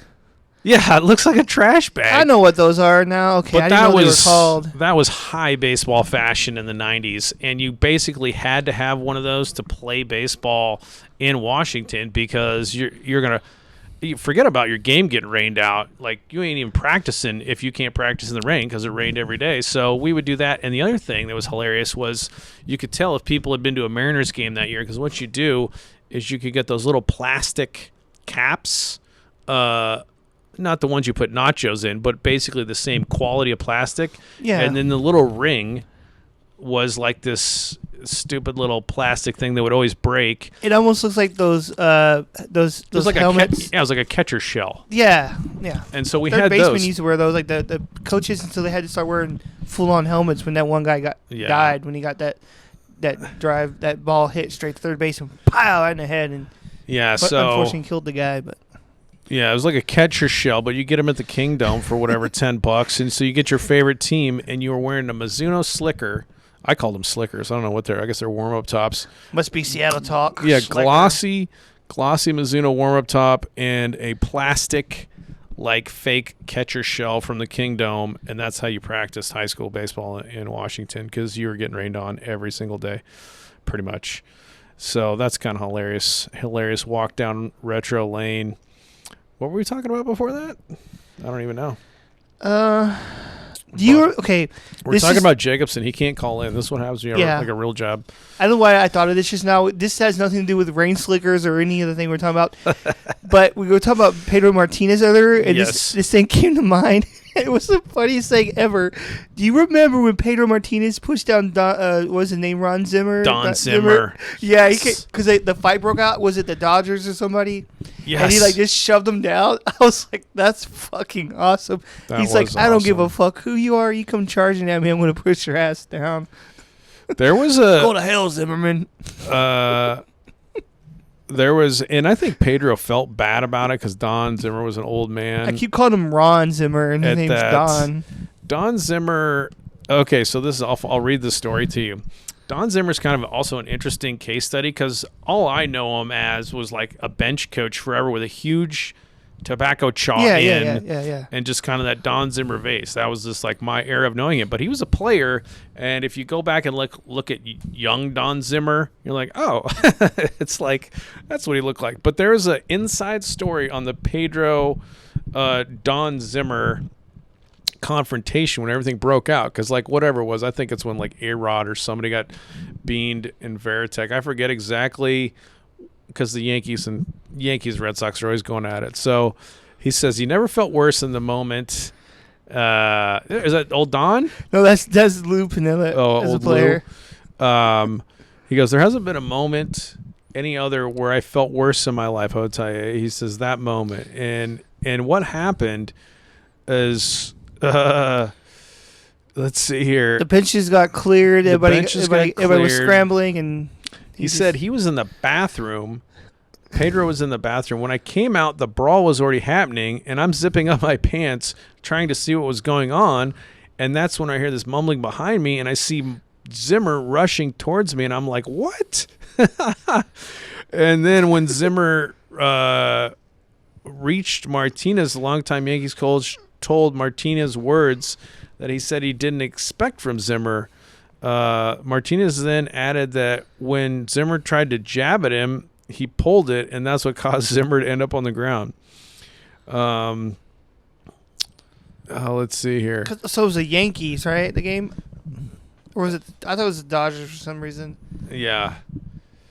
I just think that moment was great. Big old Pedro Martinez pushes this old-ass man down. Okay, yeah. But no, there's like a backstory. Okay, so here we go. So he, in the top of the fourth inning, so I guess, okay, he threw behind Yankees right fielder Kareem Garcia. And that unleashed the chain reaction that led to the eventual brawl. So Pedro's explaining why he threw behind Garcia. From Martinez's perspective, he threw the ball behind Garcia because he was dragging, tired, and aching, and he tried to throw a fastball high and inside, but ended up diverting it behind Garcia.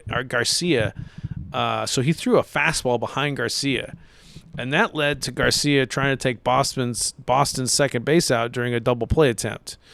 And then, what were you thinking? That's what Martinez said to Garcia after the double play sequence. This is a 3-2 game. Who wants to hit you? That's crazy. Clean it up. So clean it up, son. Yeah. So Pedro throws a pitch behind Garcia. Garcia's upset, so he does dirty slides at second, and then Martinez starts jawing with him, like, why would I hit you in a 3-2 ball game? And then Makes zero sense. He finishes the inning, but then the bench is clear when the Red Sox bat because Clemens threw at Manny Ramirez. And so that's why Zimmer maybe was going after, because I think Zimmer was also jawing at Pedro, because Pedro's like talking to Kareem Garcia like, hey, what do you think you're doing? And then Zimmer's in the Yankee dugout going, you shut up, Pedro, or whatever. So they were already like testy, and then Pedro is like taking a whiz. I just imagine Don Zimmer saying those exact words. Hey, Pedro, you shut up or whatever. So look at always look at the reasons behind why that happened. But that's real weird that Zimmer, this is a bench coach going after a starting pitcher in an altercation. Like what was Zimmer going to do when he got a hold of Pedro? What, are you going to strangle him? You're trying to punch Pedro in the face? Not only was Pedro like younger and more athletic, he was taller. Yeah. So the fuck. Well, yeah, and all respect to Zimmer. This dude was a professional baseball player, so I'm no athlete. But at this point, he's like a cherub-cheeked, chubby guy. Way past his prime. In his like 60s or 70s, so he looks 5 times more hilarious when you roll him on the ground. Like, if that's just...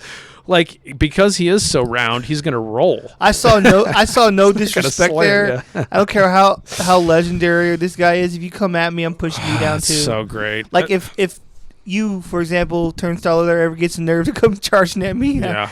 Of course, you're a little taller than me though. You're a pretty big dude, but oh man, I want to shove your ass on the ground. Had to go tell Teddy Ballgame, hey man, I'm sorry about your dad. Gotta slam him to the ground. But it would be like if Pedro.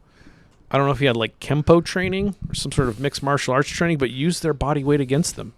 So it was like a diversion and a pull. He probably did. And just swung Zimmer's own momentum down to the ground. Good job, Pedro, on self-defense techniques. To quote Liam, he's powerful.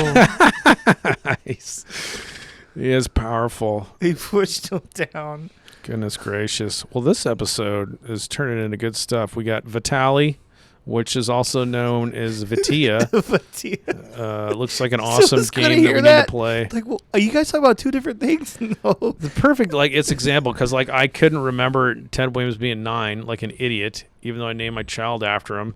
So that's embarrassing. It's hard to remember numbers, man. But I also think it's good if I epically embarrass myself. Actually, I'll go back on another one. You know what I realized? So I was talking about Eddie Goodell last episode, and I was calling him a midget. And I know why I did that.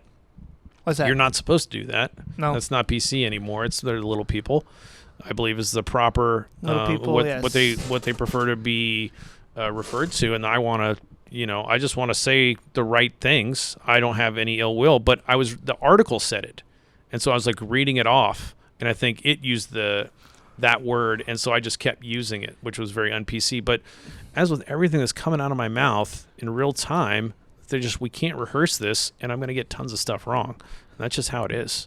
Ted Williams is number 9, Mickey Mantle's number 7. Also, another random and JD thing Drew's I must tell 7. you. Yeah.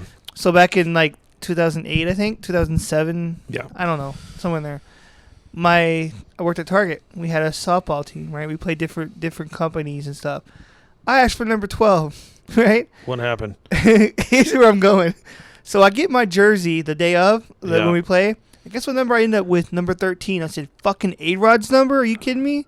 I was so irritated. Anybody would want that number. He goes, I messed up. I'm sorry. He's like, I'll wear this, but I'm not happy, man. Fuck A-Rod. And that's obviously other people's were 13. Tempting fate. At the time, that's all I could think about was really, I got to rock the same number as A-Rod of all people. That's another, interesting conversation, right? Numbers. Yes. Just numbers, because single digits are so famously, Ruth was 3, right? Gehrig was 4, DiMaggio was 5. I'm trying to think of the most famous 6. Oh, I don't know. What did we do for 6? We didn't do. DiMaggio was episode 5. Mm-hmm. But 6, we didn't do a player. We just kind of. 7's Mantle. I don't know who a famous 8 is. I did find out, though, that number 8 is given to the hardest working player on any team? No, on the LSU baseball team, which is I hate LSU, but I also love LSU. It's kind of like a Yankees thing. Just amazing baseball tradition, but I had to play them, and they kick your ass. It sucked. I hated going to Alex Box Stadium, but I guess if you're an LSU fan, that would be a fun trip for us because it is a really cool college baseball environment. That's what LSU's they all about. Are good. Bregman went down there. They recruit well, and I also think there might have been some performance-enhancing stuff with some of those players. Is these teams, I always had like beginning of the season, they have these hype videos. They got really good. And they go out and lose half their games. You're like, yeah, here we go. You don't win a damn thing. I'm trying to think the name. But SEC baseball is always good, though, like Vanderbilt especially. Vanderbilt was like a brainy school that was not good at anything, and then they just went off and I think David Price went to Vanderbilt, too. Trying to think. Jake Cutler, football player, went to Vanderbilt. They've had some athletes. Jake Cutler was all right. I can't remember this guy's name, but he was a first-round pick. And anyway, he went to LSU. He went to Blinn Junior College in Texas, which is kind of like a feeder school. It's a real good like sports school. And then he went to LSU. He had like 8 homers at Blinn. And then he goes to LSU and hits like 40 homers. And I was like, I think Cam Newton played football at Blinn College. Yeah. I gotta find this kid's name, but his numbers from junior college to LSU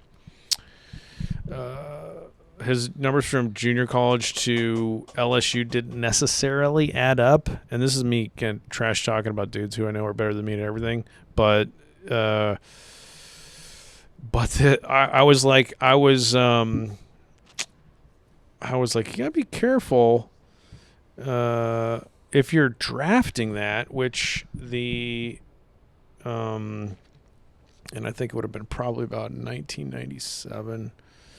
I can't find. I hate it when I do this because I go back and listen to the podcast. There's all this dead air of me trying to find the guy. What are you looking for? What are you thinking about? Well, what it was is, and this is just because we were talking about LSU and what a great baseball culture it is, but dudes would go there and then home run numbers would skyrocket from what they had been in junior college. And if you were a scout, I was like, okay, well, that looks like that might be performance enhancing.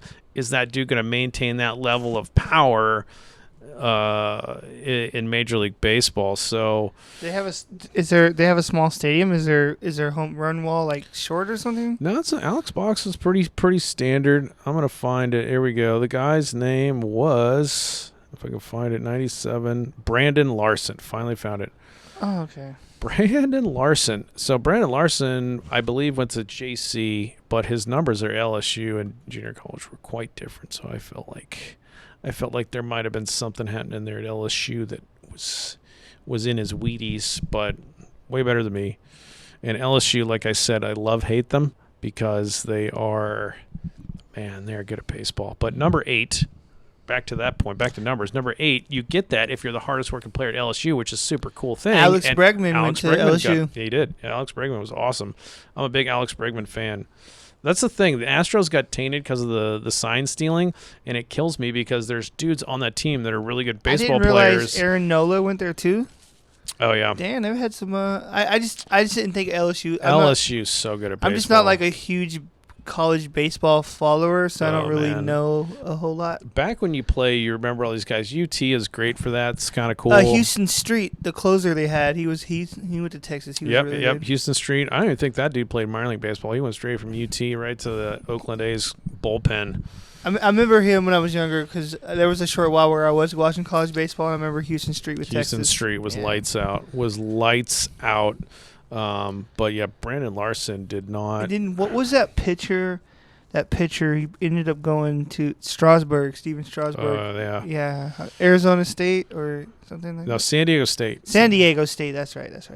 San Diego. I just I'm thinking back now. I remember it, I don't think about it until you say it or I mention it. Oh, yeah, I remember. I just remember him going to San Diego State and him talking about him on ESPN, like, oh, the next fucking stud to go pro. And yeah, Strasburg was. There's been like Todd Van Poppel. There's been some of these guys that have. And I must be spelling that wrong. Like David Price when he was at Vanderbilt and he was a beast. He got called up. Got drafted by the Rays. Yeah, and I'm spelling this wrong, but where it's the velocity is so high at the collegiate level or high school level where they're like, we're just going to send him to the show, but then you don't account for, and I don't know if Todd Van Poppel blew his arm out for, I think it was a Rangers guy that was just throwing super hard. But you know what it was? What happened to him? He was having to face Mickey Tettleton at batting practice. Oh my gosh. Mickey Tettleton was a steroid jacker. Yeah, but so some of those 90s like Ranger players. Yeah, Brandon Larson, this was his minor league career after Cincinnati spent a first round pick on him. 97. But he hit some homers. He hit some homers in the minors. But was never what you would have hoped for a first man. Still way better than me. But LSU would be so fun to go to Alex Box Stadium. And then number 9, Ted Williams. And then past that, that's single digits. I don't know. Michael Jordan's number 23. One of my favorite quarterbacks of all time was Jared Lorenzo from Kentucky, number 22. Oh, yes. The hefty lefty. That was my dude. Unfortunately, he passed away. But I remember him in college because I would go to my grandparents' house in the summer, and on Saturdays they'd have college football, and I remember seeing Kentucky games on SEC games. I was like, man, this is a big dude, but he's pretty badass. He could throw. He could play. I'm shocked that you remembered or knew who that was. Well, I saw the news stories when he passed, which was sad. Yeah. And then he went to He gained quite a lot of weight, too. He went to arena football. Yeah. And then, highlights of him playing arena football made the rounds because it was like he was even bigger. He was 300 plus. Yeah, he gained a lot. I mean, he was a big dude. I remember when he went to the NFL, he got drafted by the Giants. Yeah. And he was big, but he was in shape. Yeah, it was kind of under control. If that makes sense. Yeah. And then he just once he quit playing NFL, he kind of just. But he could still throw it. Still had the arm. So, yeah, that's kind of awesome. The hefty lefty. Rest in peace. That's one of my top all time quarterbacks in general. Regardless of what he did in the pros, just the fact that he was awesome in college. Yeah. I totally rank him up there. Talk a little football here on a baseball podcast. But we talk about whatever we want to. That's why I tell people, because they're like, what do you guys talk about? Well, we talk about baseball and music for the most part, but there's always things we go off script on. Rabbit holes. Because we have notes and we have talking points, but we always go off. And today... Wiffleball and Vitilla. Today we decided, we're going to go in, we're going to turn on the mics, and we're just going to talk about whatever. We had no notes, nothing. This is just us talking. Just talking. I mean, I tried to force the segment on signs of hitting, which I think there's a ton there, and I don't think people talk about it enough. And the one thing I'm telling any coaches or listeners or whatever you're doing out there, find a way to give the youth many, many bat options and let them be creative and figure stuff out. It's all about reps. Like batting stances? Try different stuff with your batting stance. Move your hands around, move your stance around, try way heavier bats, and see what happens. Because all the times you see, parents, no, you got to do it like this. No, the kid figured it out. Yeah, because honestly, you had, and I want to say this was in the science of hitting, but for college, you get an aluminum bat. Everybody had their own bat. And so I had the same bat, same length, same ounces the entire season. Now, it's kind of interesting to say, but, it might make more sense for when you were facing that Division I pitcher that threw, 97 miles an hour to not be using the same bat. Maybe for this pitcher, you need a lighter bat. Maybe you go down to a 32-inch bat that's a little bit lighter for a guy that throws harder, but you were so locked in that this is my bat and this is the bat I'm going to use. And then the other aspect that Ted Williams said was interesting, right? So talking about shifting, he was the first guy, pull power hitter to, you got to put the shift in for this guy. And Williams was like, okay, well, I'm a little bit smarter than the average bear. I'm going to use a heavier bat, so I'm just a little bit later, and he starts putting the ball into left field in places where he hadn't put it before because they're trying to shift him, and now he's using a bigger, heavier bat and going the other way. So there's just all kinds of wrinkles. He basically made himself late on a fastball, so it would be going to the oppo field. There's also that training video that he has too, where he explains how to pull it to a certain direction, how to look at the ball coming down the plate, how to know what direction it's going to come. Is it going to be outside the strike zone, in the strike zone? Yeah. I mean, there's so much to the... He's definitely one of the best hitters Well, he is the best hitter of all time. I mean, there's so many good ones. He was one of the greatest, and everybody had their own. Like we were talking about DiMaggio, very quiet, and Williams was a lot the same way. Not a whole lot of movement before he unleashed his splendid splinter swing. So, but yeah, well, we talked about that. We talked about our wiffle ball. We got some Steve Jacobson content in there. He's going to listen to this later and be like, "What, you guys talked about me that much?" I was like, "Yeah, bro, we did." Because we're trying to get guests in. And Steve should be a guest at some point because his, I don't know, what are those people with like perfect memories that like remember everything? Steve's like that. He can remember. He'll tell a bunch of stories about what a dumbass I was as a kid, and I still am, but he'll remember stuff that I did that I don't even remember. When I was 6, man, I was like, 6? Holy fuck, you remember you were 6?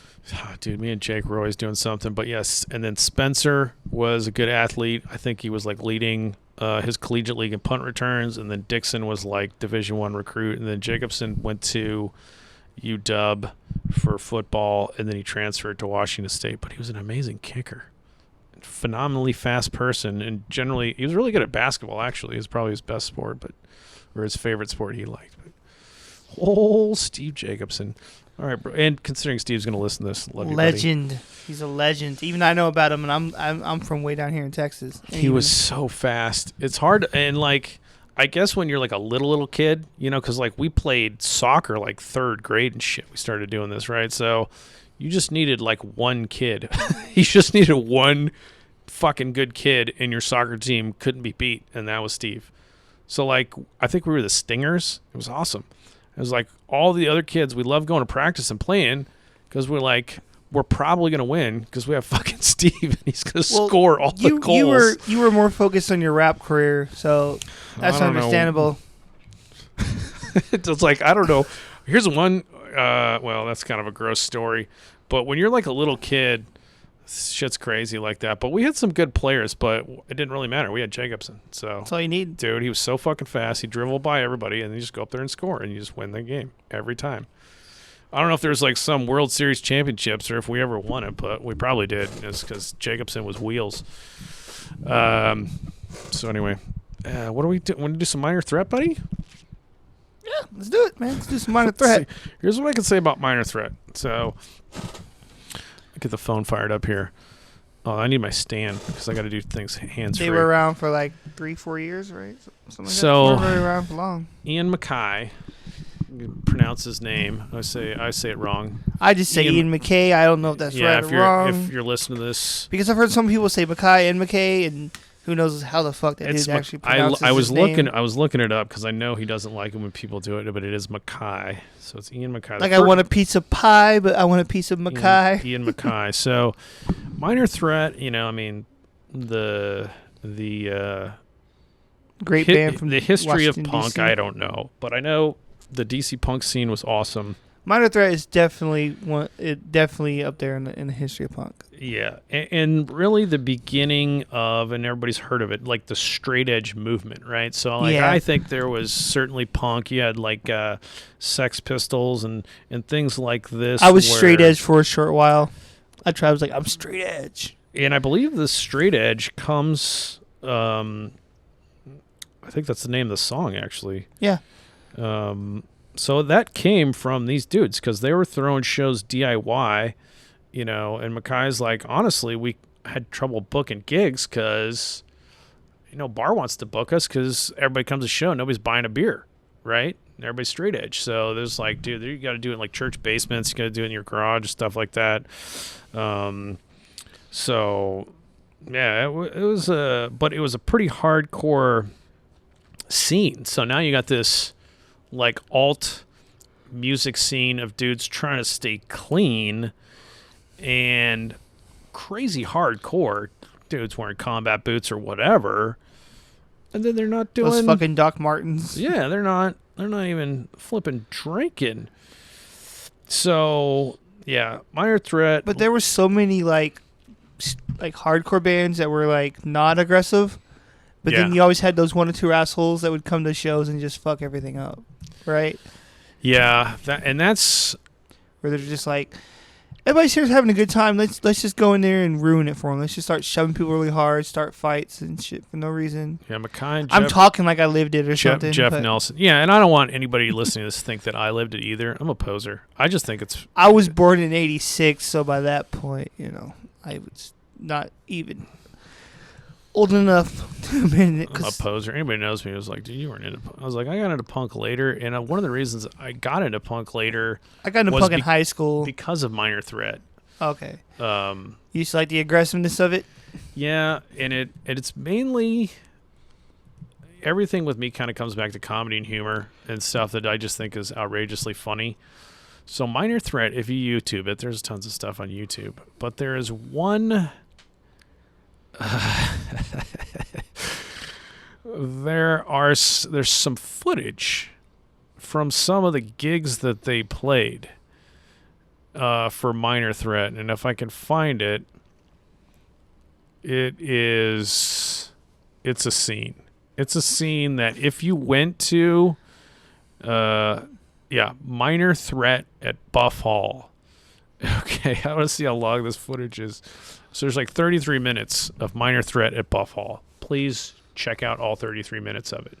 And it will give you a feeling for like the kind of scene that I thought was so cool. I don't know what Buff Hall is. I don't know if that's like a VFW or what it is, but it's clearly just an open hall. They probably built a stage and they're up there, and there must be like maybe like 100, probably 150, way over like capacity for whatever the hall was supposed to have, and they're trying to do the show, but the crowd is so insane of all these kids like running on stage that they have to like stop between every song, and Mackay's just like, dude, we can't do the show if you don't fucking chill out. Like this is too much. You need to stay off, like whatever.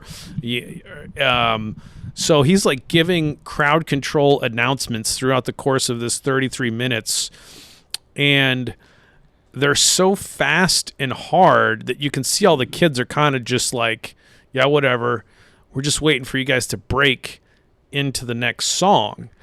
And as soon, like I'm talking the second the guitar pick hits the guitar and he gets done with like his public service announcement, and he's like, all right, next song.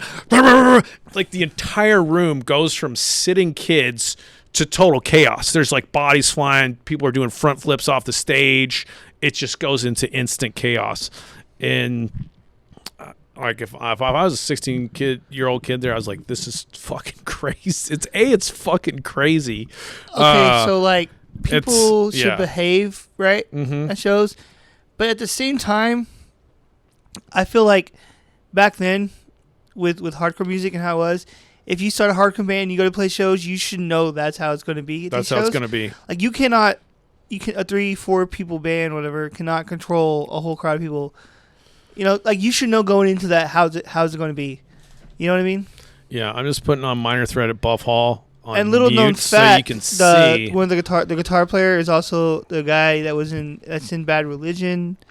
Yeah, I forgot his name, But yeah, check out Minor Threat at Buff Hall. So then there's that. And then there's also like, if you're like me and you're not a huge live music goer, but eventually over the course of life and getting drunk with your buddies and just going out. I've gotten to so many shows and I've got so trash at those shows. Yeah, you're going to go to shows, and this kind of like sometimes the smaller the venue, the tighter, the better. I like smaller venues because it's more close. You get personal with the and band. Then and who you don't even know who you're going to see, right? Because there's going to be maybe the band you see, but there's going to be a couple openers and other shit. They're going to like people, and then you get in there, and then eventually, depending on the genre, you could get somebody doing some hard and fast shit. A mosh pit shall form. It just shall form. It's music demands it. And then you're like, oh man, I'm scared. I don't know if I want to get in that shit. And then you get in there and it's just body slamming, people getting shoved around. There's usually one dick, super aggro, and he wants to like throw elbows and show how badass he is. And once you get rid of that dickhead or whatever the fuck happens, if he doesn't fuck up the mosh pit and everybody else just wants to like properly thrash, that's about one of the funnest fucking things you can do in life.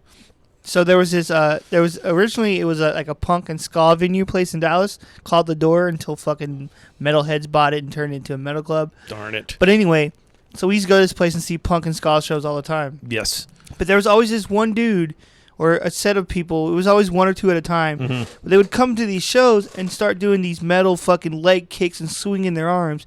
And we'd kick them out every fucking time. And they'd always come back. We're like, what the fuck are you doing? Yeah. I mean, there's a way to do it. And I'm not an expert, but I think there's a way to do it where everybody can have fun and you're still going crazy in there. You can do a skank pit or a mosh pit, but there's no need to throw elbows and start kicking in the air, which I fucking don't understand those hardcore kids. They still do that same stupid shit. Well, I'm pretty immature, They're swinging their fists around and they're kicking air. And blah, blah, blah. Like, dude, chill the fuck out. Yeah. Like, I went to a hardcore show with my wife and saw some hardcore bands. And some of those people are just like, you look fucking dumb. Like, yeah. Metal shows will just organically form a mosh pit, but for some reason punk just seemed funner. Plus songs are shorter, so you get like a break after like 2 minutes. I mean, every genre has those like we're macho people, but like metal's just like insane, you know? There's a lot of dudes in metal. I know a dude at work, he's a metalhead. And he's like, punk is so lame. It's so like soft. And, dude, fuck off. Yeah. See. Meanwhile, while he listens to people that sound like that, like a fucking garbage disposal. At this point in the footage, Makai's about to fight the crowd. He's so pissed that he's like, they can't do the show. If you guys are gonna do this, shit. I think if I was at that point and in that band, I would just like leave. Fucking, you're gonna ride anyway, so we're just gonna put fuel on the fire there. Yeah. So. Just Minor Threat at Buff Hall. It's 33 minutes. Everybody in their life needs to understand how much fun it might be. And now we can get into some of their tunes. But we should maybe start with Straight Edge. Yes. One of my favorite songs by them is Look Back and Laugh. That's one of my favorite. We're definitely going to do that. So can I have a little story to tell you before we start playing? Yes, please. I love it. So, long time ago, when I was playing bass, I haven't played bass in forever. Whatever. That's not the point. So I knew this dude. He's like, yeah, man, I can play drums, guitar, everything. I was like, oh, sweet. Let's start a band. Start playing together. He's like, cool. So he brought over his fucking guitar, and he was like, oh, we should play a Minor Threat song. I was like, sweet. And he's like, can you show me how to play it? I'm like, motherfucker, you told me you knew how to play guitar. I play bass, and I'm not even good at bass, really. So how the fuck am I going to show you how to play guitar? I don't know how. And so the story's going somewhere. I swear to God it is. So then we looked up tabs. Like, okay, fucking fine. We'll look up tabs. We'll figure it out on our own. And it was Look Back and Laugh by Minor Threat. So I learned how to play that little simple. Yep. When they play, you'll see. I learned that opening part, and I should have kept up and learned that song, but whatever. The point is, don't ever fucking tell me you know how to play instruments. You don't. I don't know how to play shit. I've had a ukulele for like 15 years. Oh, yeah, I was fucking with it that one time at your house, remember? I took piano lessons. Shout out to my piano teacher, Josh Frilling. If he ever listens to this, love you, buddy. He's my favorite piano teacher of all time. So let's see here. So this is, it's kind of amazing if you have a song, just a single song title, and it turns into an entire movement. A movement, yeah. That's kind of interesting, right? Yeah. Most people make songs that doesn't happen for their song. So this is Straight Edge. If you're curious, there's a lot of straight edge dicks to assholes. That's also true. Who's like, how dare you come to our show and drink? They're a little bit. There's no law here. It says I can't drink at this fucking bar. How about you don't fucking play a show where there's alcohol? Yeah, you think if they get a little bit too. It's with anything. When people are like, hey, it's your choice. Don't have to make it my choice. Now there was a point where I was a straight edge asshole. Like I remember one time I was at this show, and these people were smoking weed. And I was like. And they had a Minor Threat shirt on, and I was like, "How fucking dare you!" So instead of just being like, "Okay, maybe they like Minor Threat, but they like to smoke," which is cool. Totally but back then, I was like, "How fucking dare you wear that shirt and smoke weed?" Fucking straight edge poser. I just wasn't thinking. I was, like 21. I didn't know anything. We go through phases in our life. I cannot catalog all the idiotic things I've done, and I'm still doing them because I said Ted Williams was 7 and not 9. The audacity of you to say number 9. It's just a sin. All right, here we go. Let's go. Let's bring up the levels on 8 here and see if Straight Edge will play.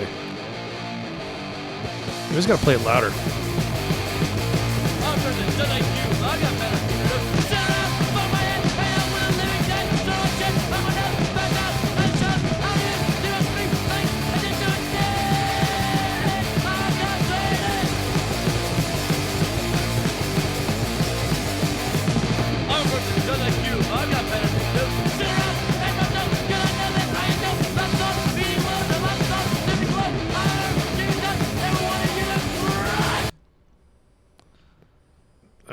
perfect.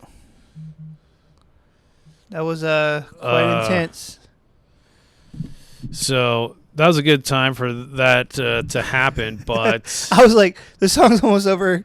He was about to say, I've gone straight edge, and all of a sudden, whoop, song's gone. What happened? Song's gone because I'm using my phone for sound, and then people always fucking call right in the middle of when I'm doing shit, and it turns off the song. It cracks me up because like when we do something else, I hear that, you hear the little buzz. Yeah, but it's pretty fast, so people are like, what the fuck did that guy just say? Here's exactly what they said. I'm a person just like you, but I've got better things to do than sit around and fuck my head, hang out with the living dead, snort white shit up my nose, pass out at the shows. I don't even think about speed. That's something I just don't need. I've got straight edge.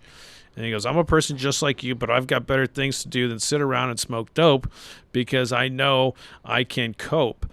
Laugh at the thought of eating lewds. Laugh at the thought of sniffing glue. Always going to keep in touch. Never want to use a crutch. I got straight edge. So, I mean, if dude's that hard, because I guess one thing, there's going to be like the Nancy Reagan campaign, be in school, be cool, stay in school, don't do drugs. This is your brain on drugs. That doesn't seem very cool. If you're a kid, I don't want Nancy Reagan telling me to do drugs. It makes me want to do drugs more. At the same time, if minor threat is this fucking crazy, and these dudes are telling you to fucking stay straight, all of a sudden it becomes kind of cool. I think that's where the movement you came should from. Try some of these things before you make a judgment on it. Right. Because when I was straight edge, I hate on alcohol so bad. I never tried it. I was like, whoa, maybe I should try it. Maybe I should have a beer. And unfortunately, I went down a bad path with it. But the point was, I tried it before one day I was just like, you know what? I'm sick of this shit. I'm over here doing straight edge shit without actually even trying this to see how I like it or what it does to me first. Yep. And that was the problem when I was younger. I was just listening to what I would hear in a song or a movement or something to believe it. Yeah. Like straight edge is fucking cool, man. It's like a diet. It's hard to maintain some of this stuff. Mm-hmm. Like some sort of like disciplined living. You got to be a monk. I can't really do the alcohol anymore. I know that about myself, but I learned my lesson last week on St. Patrick's Day. I got a little too much to drink there, but that's not the point. All right, now let's see. What's the song you're asking for? The Look Back and Laugh. That's one of my favorite Minor Threat songs. Let's see here. I think I got it. Let's go. That opening guitar is so fucking great. Trying to find it. It's not giving me the whole. Like if you go to their discography, it should be on there. Let's see here. They did like a. Let's go like this. Let's go. But it's on there, buddy. Yeah, it is. It's okay. Here we go. This is one of my favorites. Is it going? It's 8 up. Wait a second. Am I plugged in here? No, it's playing. This is the problem with sound. Oh, because I'm pushing the wrong one up. Let's start this again. Someone's like, "What was that? What's going on? Why was it all right. quiet? There was no sound. There was no music." 8. I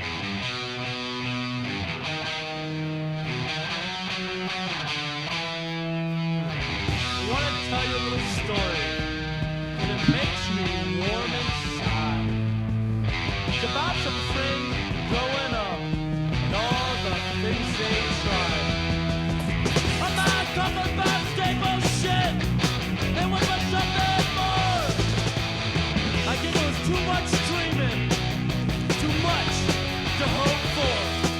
One day something funny happened, but it scared the shit out of me. Their heads went different directions, and the friendship ceased to be. Said one day something funny happened, but it scared the shit out of me. Their heads went different directions, It's awesome. and the friendship ceased to be.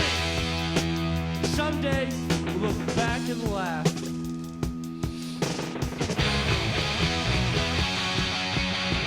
I'm telling you, I wanted to work.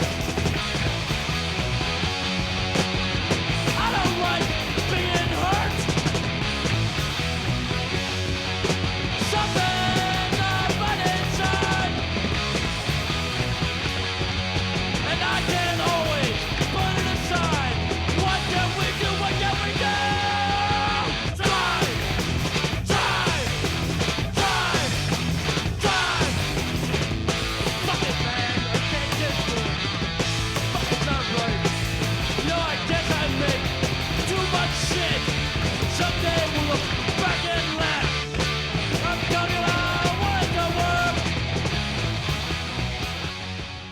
Sweet. Do you think we played too much for the Fair Use Act on that one? I don't know. We'll find out. We'll find out. Won't we? Yes, we will. That's good. You know what that also made me think of? Fucking man. Have you ever seen the movie Repo Man? No. I know of it, but I've never seen it. It's a pretty awesome movie. And it's like a young Emilio Estevez, and I think the other actor's name is Dean Stanton. I can't believe I remembered that. I don't know why I remember that actor's name.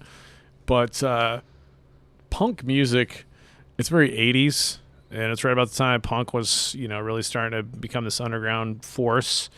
And punk music features in that, and like him and his buddies just like go to, like in some scene they have like a boombox and they're just like playing punk, and there's like 8 of them like thrashing into each other. It actually looks kind of fun. Because I know, like, I don't know if we could turn wiffleball games into that, just like turn some on and then they just thrash. Because it wasn't like they needed a club with a lot of people. They just had like a parking lot, a boombox, and like 8 people just thrashing into each other. Dude, if you have 2-3 people, that's a people. That's a show right there. A couple people show up, it's a show. So let's see here. Because it's always funny when people are like, you going to the concert? No, I'm not going to a concert. I'm going to a fucking show. It's 2 different things. And, okay, so they had a song named Minor Threat. Yeah. Which was like... We're just a minor threat. Yeah, just so that's... We're just a minor threat. Let's go with that one. Gotta listen to that. Go full on. Let's get 8 turned up.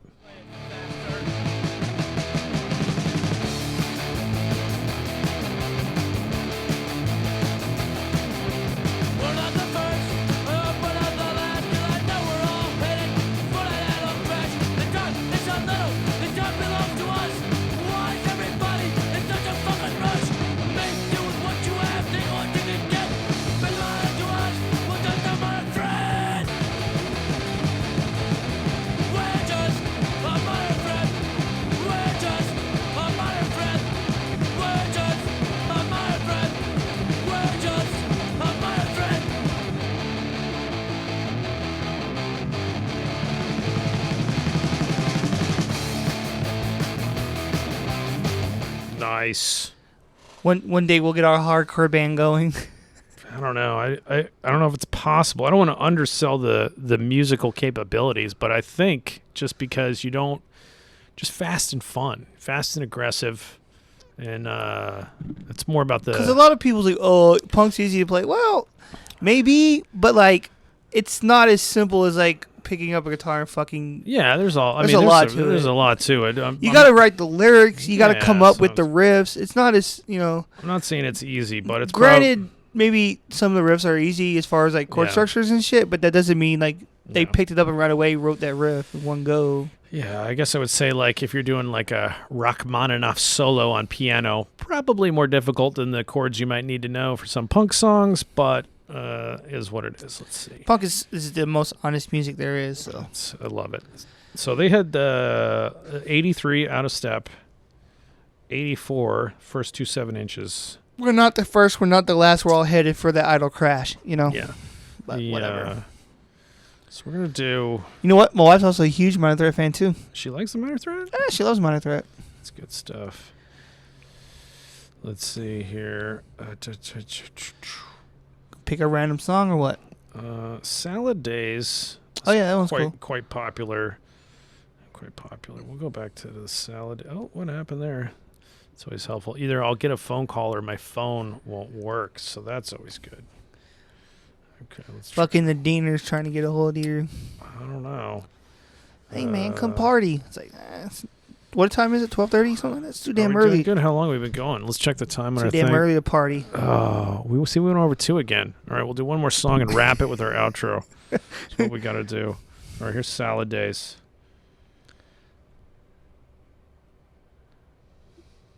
That's definitely not Salad Days. It's not, but I'm it's turning silence. It's like phone problems. I don't know why. It was working before. Oh my God, Steve's calling in. Oh shit. Let's see if we can get him in here. Hey buddy, can you hear me? I can. You're on the 3BGB podcast right now. Long-time listener, first-time caller. Yes. Can you hear him, Earl? I can actually, yeah. Oh This is a big moment for us. This is the is first caller of all. First caller, first guest. See, right now I'm talking to you, not on the phone. Was this the wiffle ball king you were talking about? This is the wiffle ball king. He's the king of many things. Do I get like free Whataburger with this? Yes, you get whatever you want, buddy. How much time do you have between classes? Because I know you're actually working. I have time now. I'm on lunch. Oh my God, that's so See, awesome. 97.9 The Cat will. The Steve Jacobson episode. They're gonna. I am currently lowering some hoops for some kids to play basketball. Doesn't say that's sports related. Get out of here.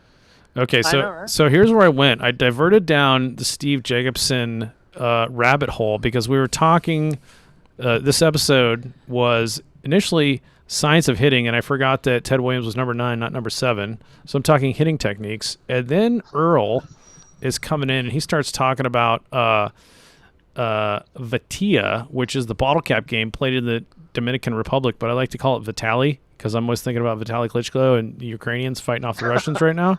Okay. So it's a Vitilla or a Vitali, and we started talking about that. Then we started talking about, well, we don't have that in America. We play wiffle ball. And then I rabbit holed on all the epic wiffle ball matches we had in the street in front of the house. And I explained, I was like, this is the young man whose father we called Damage. And actually, if you want to go down the rabbit hole of Steve Jacobson's athletic career, it's actually fairly impressive. And I think Earl, correct me if I'm wrong, the ground that I covered was... That he was a legend? He's kind of a legend. He's crazy fast. Maybe one of the fastest guys at University of Washington other than Napoleon Kaufman. And I also talked about youth soccer because I was like, our team wholly could have sucked, but if you had Steve Jacobson on the team, you're going to win the game because you're going to score like fucking 5 goals because you're just so fucking fast, and it was awesome. Yeah, I was kind of a jerk, though. I don't really remember that, but... It was one of those things where, like, I felt like I was so much better than everyone else. And you were. They weren't helping me win. Like, I had to yell at everyone. Nobody could help you win. Their weight because I needed to win this game, and you just weren't good enough to do it. He just said, he called you out. He's like, you're not pulling your weight. It was, you know what it was? If now that you're saying that, I kind of remember that streak, but it was exactly like... the documentary on you and Stinger's soccer would have been like the last dance with Michael Jordan, right? It's like Jordan's expectations. Yeah, Jordan's expectations were, dude, we're winning fucking championships and you need to be this good. That's how you were with the Stingers. Dude, I just remember, like, at a very young age, I realized that there was only one ref, and like they couldn't tell what was going on. And I used to always ask Damage, like, hey, can we just run like a 12th guy onto the field, and then after we score, we'll just run that kid right off the field, like we can celebrate in front of the bench, and he can just walk off, and they'll never know, because that's the only time they count how many people we have. Yeah. I don't know. But I don't know how much you guys love Happy Gilmore. We love it, yeah. So you know how he said that he like led the league or whatever in like stabbing a man with a skate? Yeah. Ernie, have you talked about your probably record about getting ejected from a soccer game within like 5 seconds of the kickoff? Oh, did I? What, I attacked some kid probably?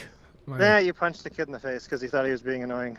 Okay, good job on me. See, that's another thing I explained. I was like, Jake remembers all the stuff I did as a kid that I kind of only vaguely remember.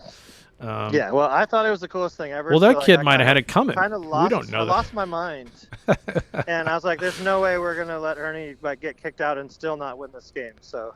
Oh my gosh. I kind of like ran more than. You're like the goon in hockey, dude. Okay. Your main goal was just to punish somebody. Exactly. Oh, here's a Jacobson. Here's a Jacobson story I want you to tell. Okay, so you told me this story once. You're at UW because you only played football there like 1 year, right? You're having like leg issues or something. I pulled a groin during like 2 All days. those years of carrying you guys as a child. Yeah. Wear and tear. I still have back problems. Damn it, Ernie, could have been better. But as an idea, because I was like trying to like, I was explaining, I was like, Jacobson was like the dude who, when you like did the pickoff move to second, he just ran to third. Like he just had that. That is true. Quick of turnover. So I wanted you to throw. It was Ricky Henderson part 2. He was insane. But at UW, they would do drills, and Jake, I don't know, they like, because you should have been first string kicker, but you weren't. You're like in this crew of dudes, and so they would do like kickoff drills, and then you were like scout team kickoff drill, and they kicked the ball off, and you just like ran down there, and like as soon as the dude like got the ball and started like run the return, you're like there, like on top of them, and you're just supposed to like grab them by the shoulders, and that constitutes a tackle.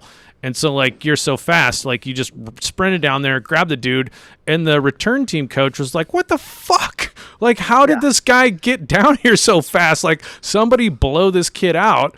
And so they're like, run it again. That's exactly, like, you played college sports, so, like, you know exactly how this works. Like, I am having fun with the scout team guys. I'm like, hey, let's see who can get down there first.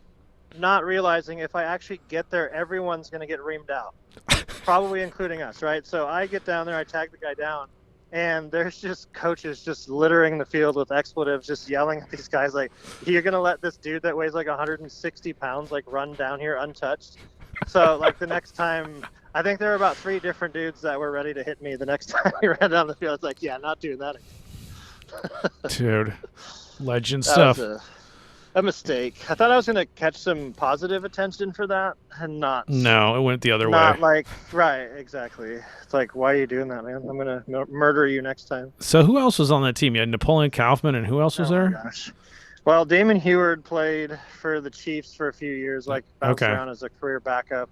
Okay. Oh yeah, the quarterback. Was Lawyer Malloy on that team? Lawyer Malloy was definitely on that team, and I can share a Lawyer Malloy story with you if you want. But Here's the Lawyer Malloy baseball story I'm going to just insert in here, and I probably heard it from you. Lawyer Malloy also played for safety for the Patriots or whatever, but yeah, he also played baseball at UW. he did. And he got hit by a pitch, and actually this is making the rounds on Twitter. It's like, dude, like stuck his knee in front of a fastball. They called him out.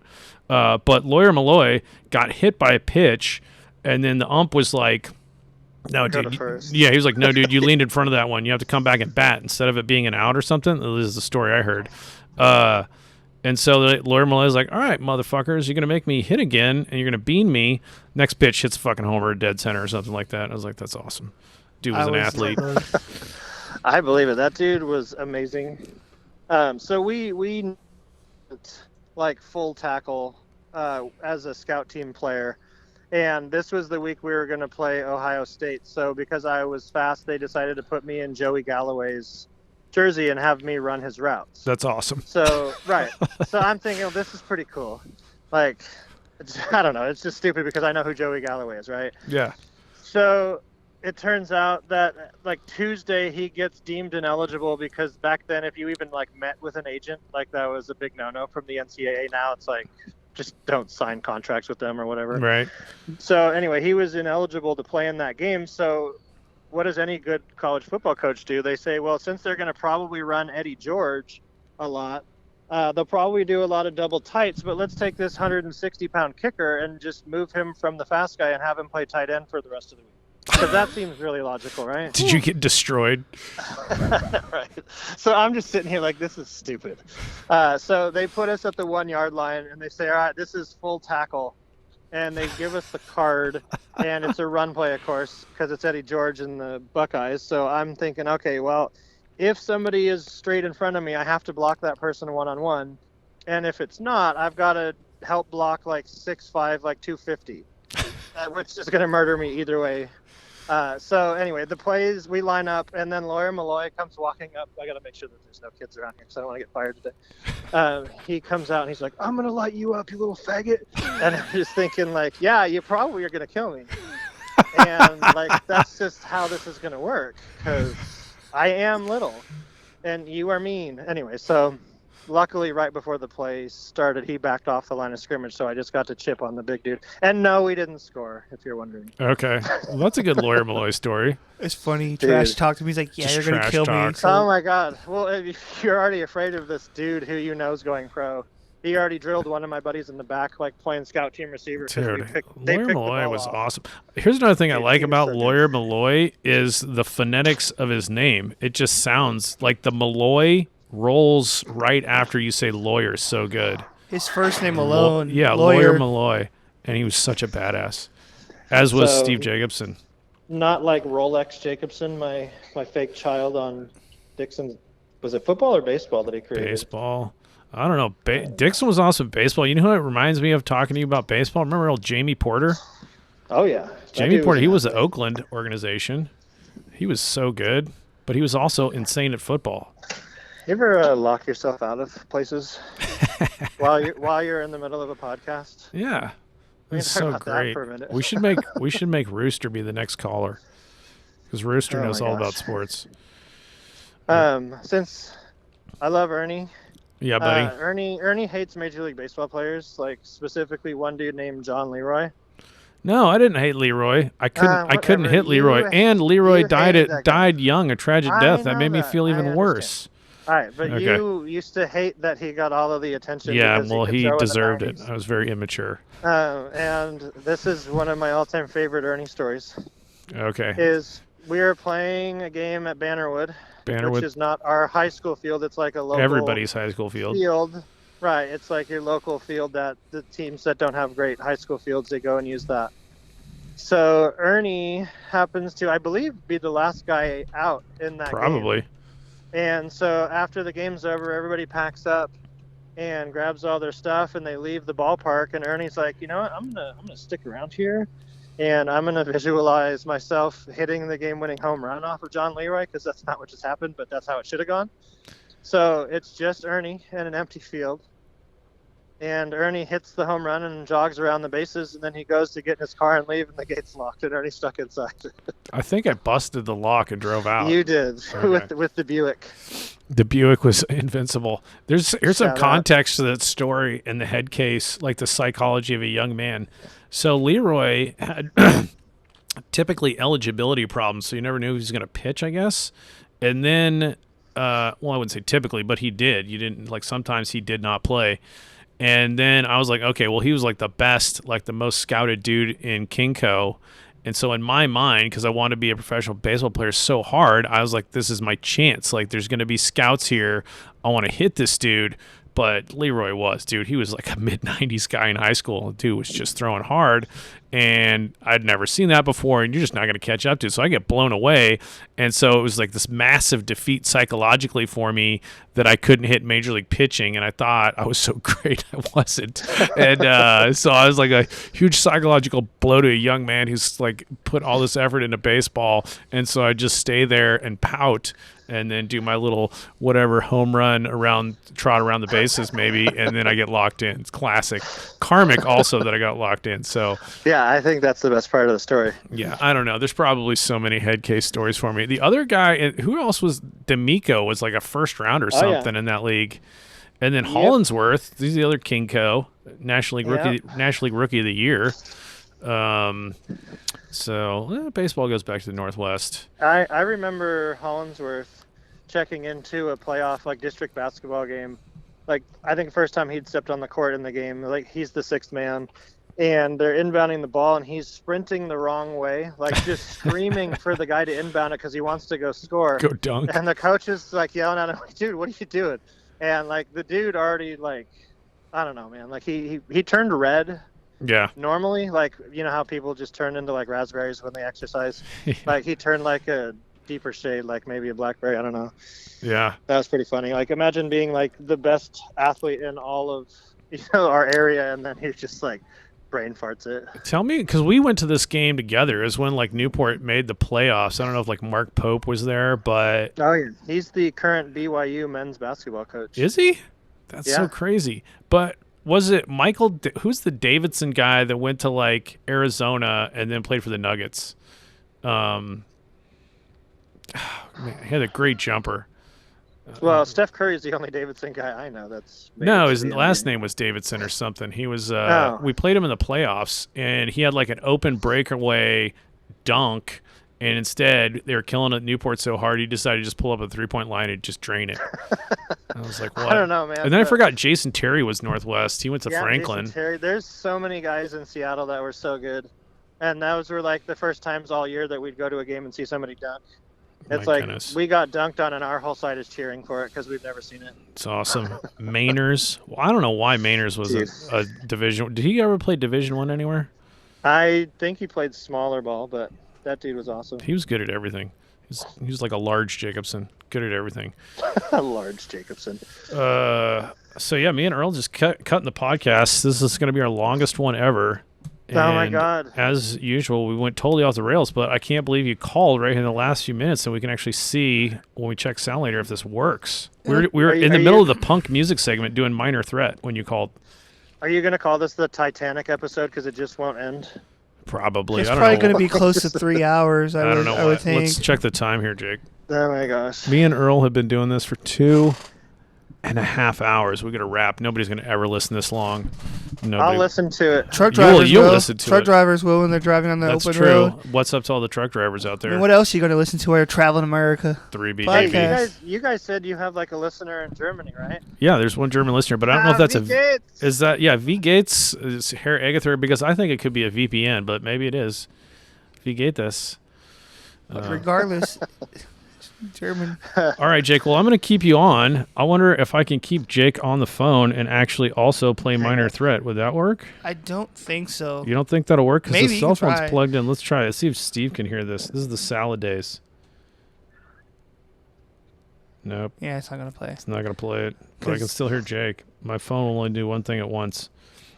That's kind of how I function. Okay. So when you were trying to get me on, like we had 7th and 8th graders. What's It's like, dude, I would so rather do this than teach 7th and 8th graders. You have so many funny teacher and kid stories. Is there anyone where you can like properly scrub the identity of the child and give us a funny teacher school story? They're always saying Sure. something ridiculous and inappropriate. Sure. So I'm student teaching, and it's a really small school. Mm-hmm. And this 2nd grader comes up to the person that I'm student teaching with, and he's like, "Hey," and he's grabbing his junk, and he's like, "I gotta go to the bathroom." So the teacher's like, "All right, hurry up," and like points to go inside the school because we're out on the field. And 5 seconds later, the kid comes back. He's like, "But I gotta go now." He's like, "Okay, then hurry up." He's like, "No, like now." And he's like, "Fine, go piss on that pole over there." Mind you, this pole is like right next to the highway of everybody driving in and out of town. That's how you do it. So awesome. That's good. The Yeah, only I think story. that kid's graduated from high school by now. Okay, Earl, are you ready for this? What's that? We got 2nd grader peace stories, and whenever I think of something, I say it. I don't care how unrelated it is. This is the only other story I got for you and Jake, and then we'll have to wrap the show probably. If we're going to edit this, and I got to get to class in like an hour. And I need to go eat lunch. You got to go eat lunch, Jake. So this is a random story, but if we're talking about wieners out near freeways where people can see them, that's where I thought of this. This is a really good segue. I like it. This is a good segment, so we'll wrap with this segment. So wieners out near roadways where people can see them. We are at Lassen Junior College, and Coach Abney has come up with like certain activities, and I don't know if these are like raise money for the junior college program so we can get like more uniforms or whatever, but the entire team would go out into like Shasta National Forest or like Lassen National Forest and rake up into huge piles all the deadfall. Okay? It was like some contract he got with the Forest Service. I don't even know how it worked, but we did this like a number of times. Anybody went to Lassen while Abney was there probably did it. So we're out here and we're like piling up leaves and branches and all this dead tree fall stuff. And we got this hilarious coach from New York named Kevin Graber. Coach Graber went to St. Rose with Belizzi. I think he actually got drafted by the Cubs, but then he got like a lymph node cancer and he beat it. But anyway, hilarious dude, and he's like our assistant coach. And when you're younger, it always seems like they're older, but he was probably like 25. And so we're all out in the woods raking up, and Graber gets this piece of wood that looks like a schlong. It just does. It's this like a kind of like fleshy colored brown piece of wood.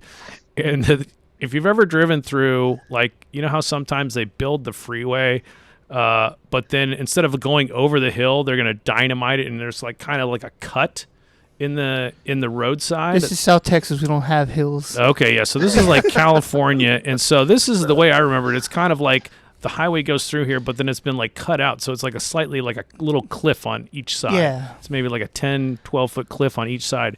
And Graber is standing at the edge of this cliff, and he stuck this dong-like piece of wood into his zipper of his pants. So if you're driving by and you see it, it just looks like there's a dude in the woods standing up on the edge of this cliff with this huge dong hanging out. That'd be something I would do now, and I'm 36. I know. So. And like we're out there all raking. They're like, check out Coach Graber. And if you look, like I wasn't even driving in a car. I was just I looked at a distance. It looked so perfect. It looked so much like a dong. I was like, there's no way you could tell that's a piece of wood if you're traveling at like 50 miles an hour.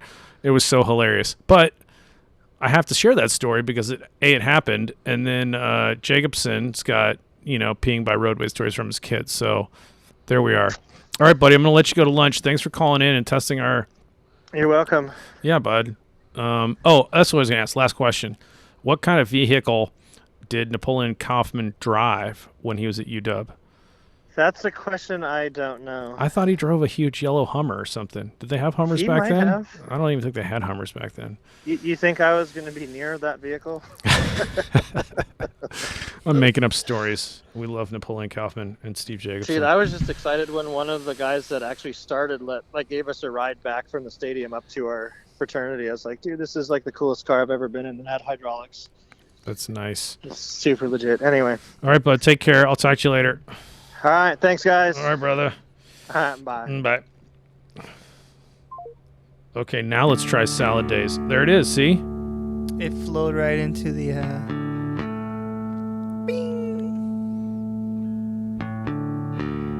There's no way anybody can make it this far in this podcast, right?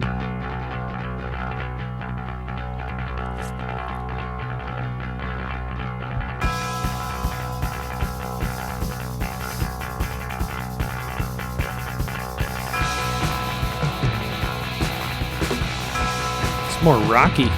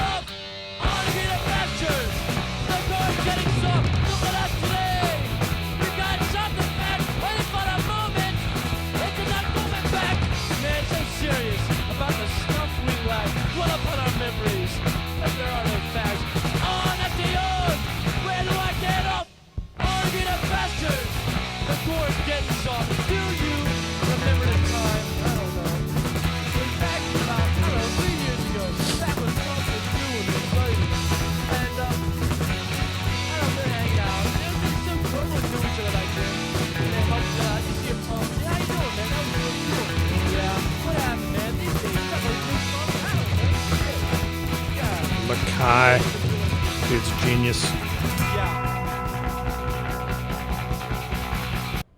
That's the salad days. I'm not gonna listen to the whole song, but Minor Threat, great. Longer songs. Greatness. Yeah. A lot of punk be a minute-long song. It's awesome. To me, 3 minutes is kind of long. That's long for a punk song, yeah. Like, I can't stay focused long enough on anything, so when we listen to a song for 3 minutes... Because at some point you start repeating the choruses and the verses, and it's just like it repeats. It's like we don't need all that. Oh my goodness! Well, we did it, buddy. This is a crazy long. They're just getting longer and longer. Well, at some point we will. 242. Wow. At some point we'll like edit these down. We've doubled in length. Remember when we were doing like an hour and 15? Now we're doing this, just filling hot air. Well, at some point we'll have time to actually sit down and edit the parts out that we don't need. But, for right now, I think we're doing pretty good. Yeah, we're doing pretty good. And next week we'll have another guest on. He's an Astros fan, so we'll have to we'll get him on here. Throw that in there. First live studio guest. So we had our first caller. Now we're gonna live studio guest. He sounds young too. It's like, how old is that guy? I know he's your age, but he sounds like he has that. Jake's hilarious. He's young at heart. The rest of us. Look at that perfectly. Getting a call right in the middle of the podcast. What could be better? I thought they had my name on it at first. Like, I ain't calling you. It's so crazy. I'm gonna have to get like a dedicated phone or something. But I don't know. Mr. Nakatomi is going to be pleased with us turning out longer podcasts because I know most of him and the Nakatomi Corporation just plays it over the loudspeakers at the headquarters in Sapporo, Japan. They play it in the warehouse. Yeah. Where we keep all of our equipment and stuff. Like where they bring us what we need, like our food and all that. Yeah. What else have we covered? Ted Williams is number 9. And Not number 6. Not number 6 or 7. number 7. No, I can't believe it. Ultimate sin. And now I said we close it out. Outro. Close it out. Let's see if it works. See if this is the proper outro music, because I did the enter music. Yeah. Let's see if this is the right one. Is this the outro? At this point, we've been talking for so long. I can't don't remember. I can't even remember. I don't remember what we chose at the beginning. Let's test this one. We'll do this one, dude. This is the outro. This is a solid one. While we're closing this out, there was an episode of a podcast I listened to like a while back. Yeah, it was over 3 hours long. Damn. It was a music one, like Mike Carrera from MXPX. He talked to someone for over 3 hours straight. They just sat down and talked. Yeah. So who knows? We're just filling sometimes you have an episode that's fucking long, and what are you gonna do? Fucking long one. I mean, Joe Rogan, how fucking long is his shit? It's like 3 hours. Yeah. All right, well, we're doing it up. Thanks, everybody, for listening. Mr. Nakatomi, love you, dude. Golf Thursday, right? And to all the XX, 97.9 The Cat, just go fuck yourself, because you can't fire us. And you know what? Just That's accept the it. slogan Accept right it now. there that we're going to pitch to Just the cat. accept it 97.9 The Cat. Go fuck yourself.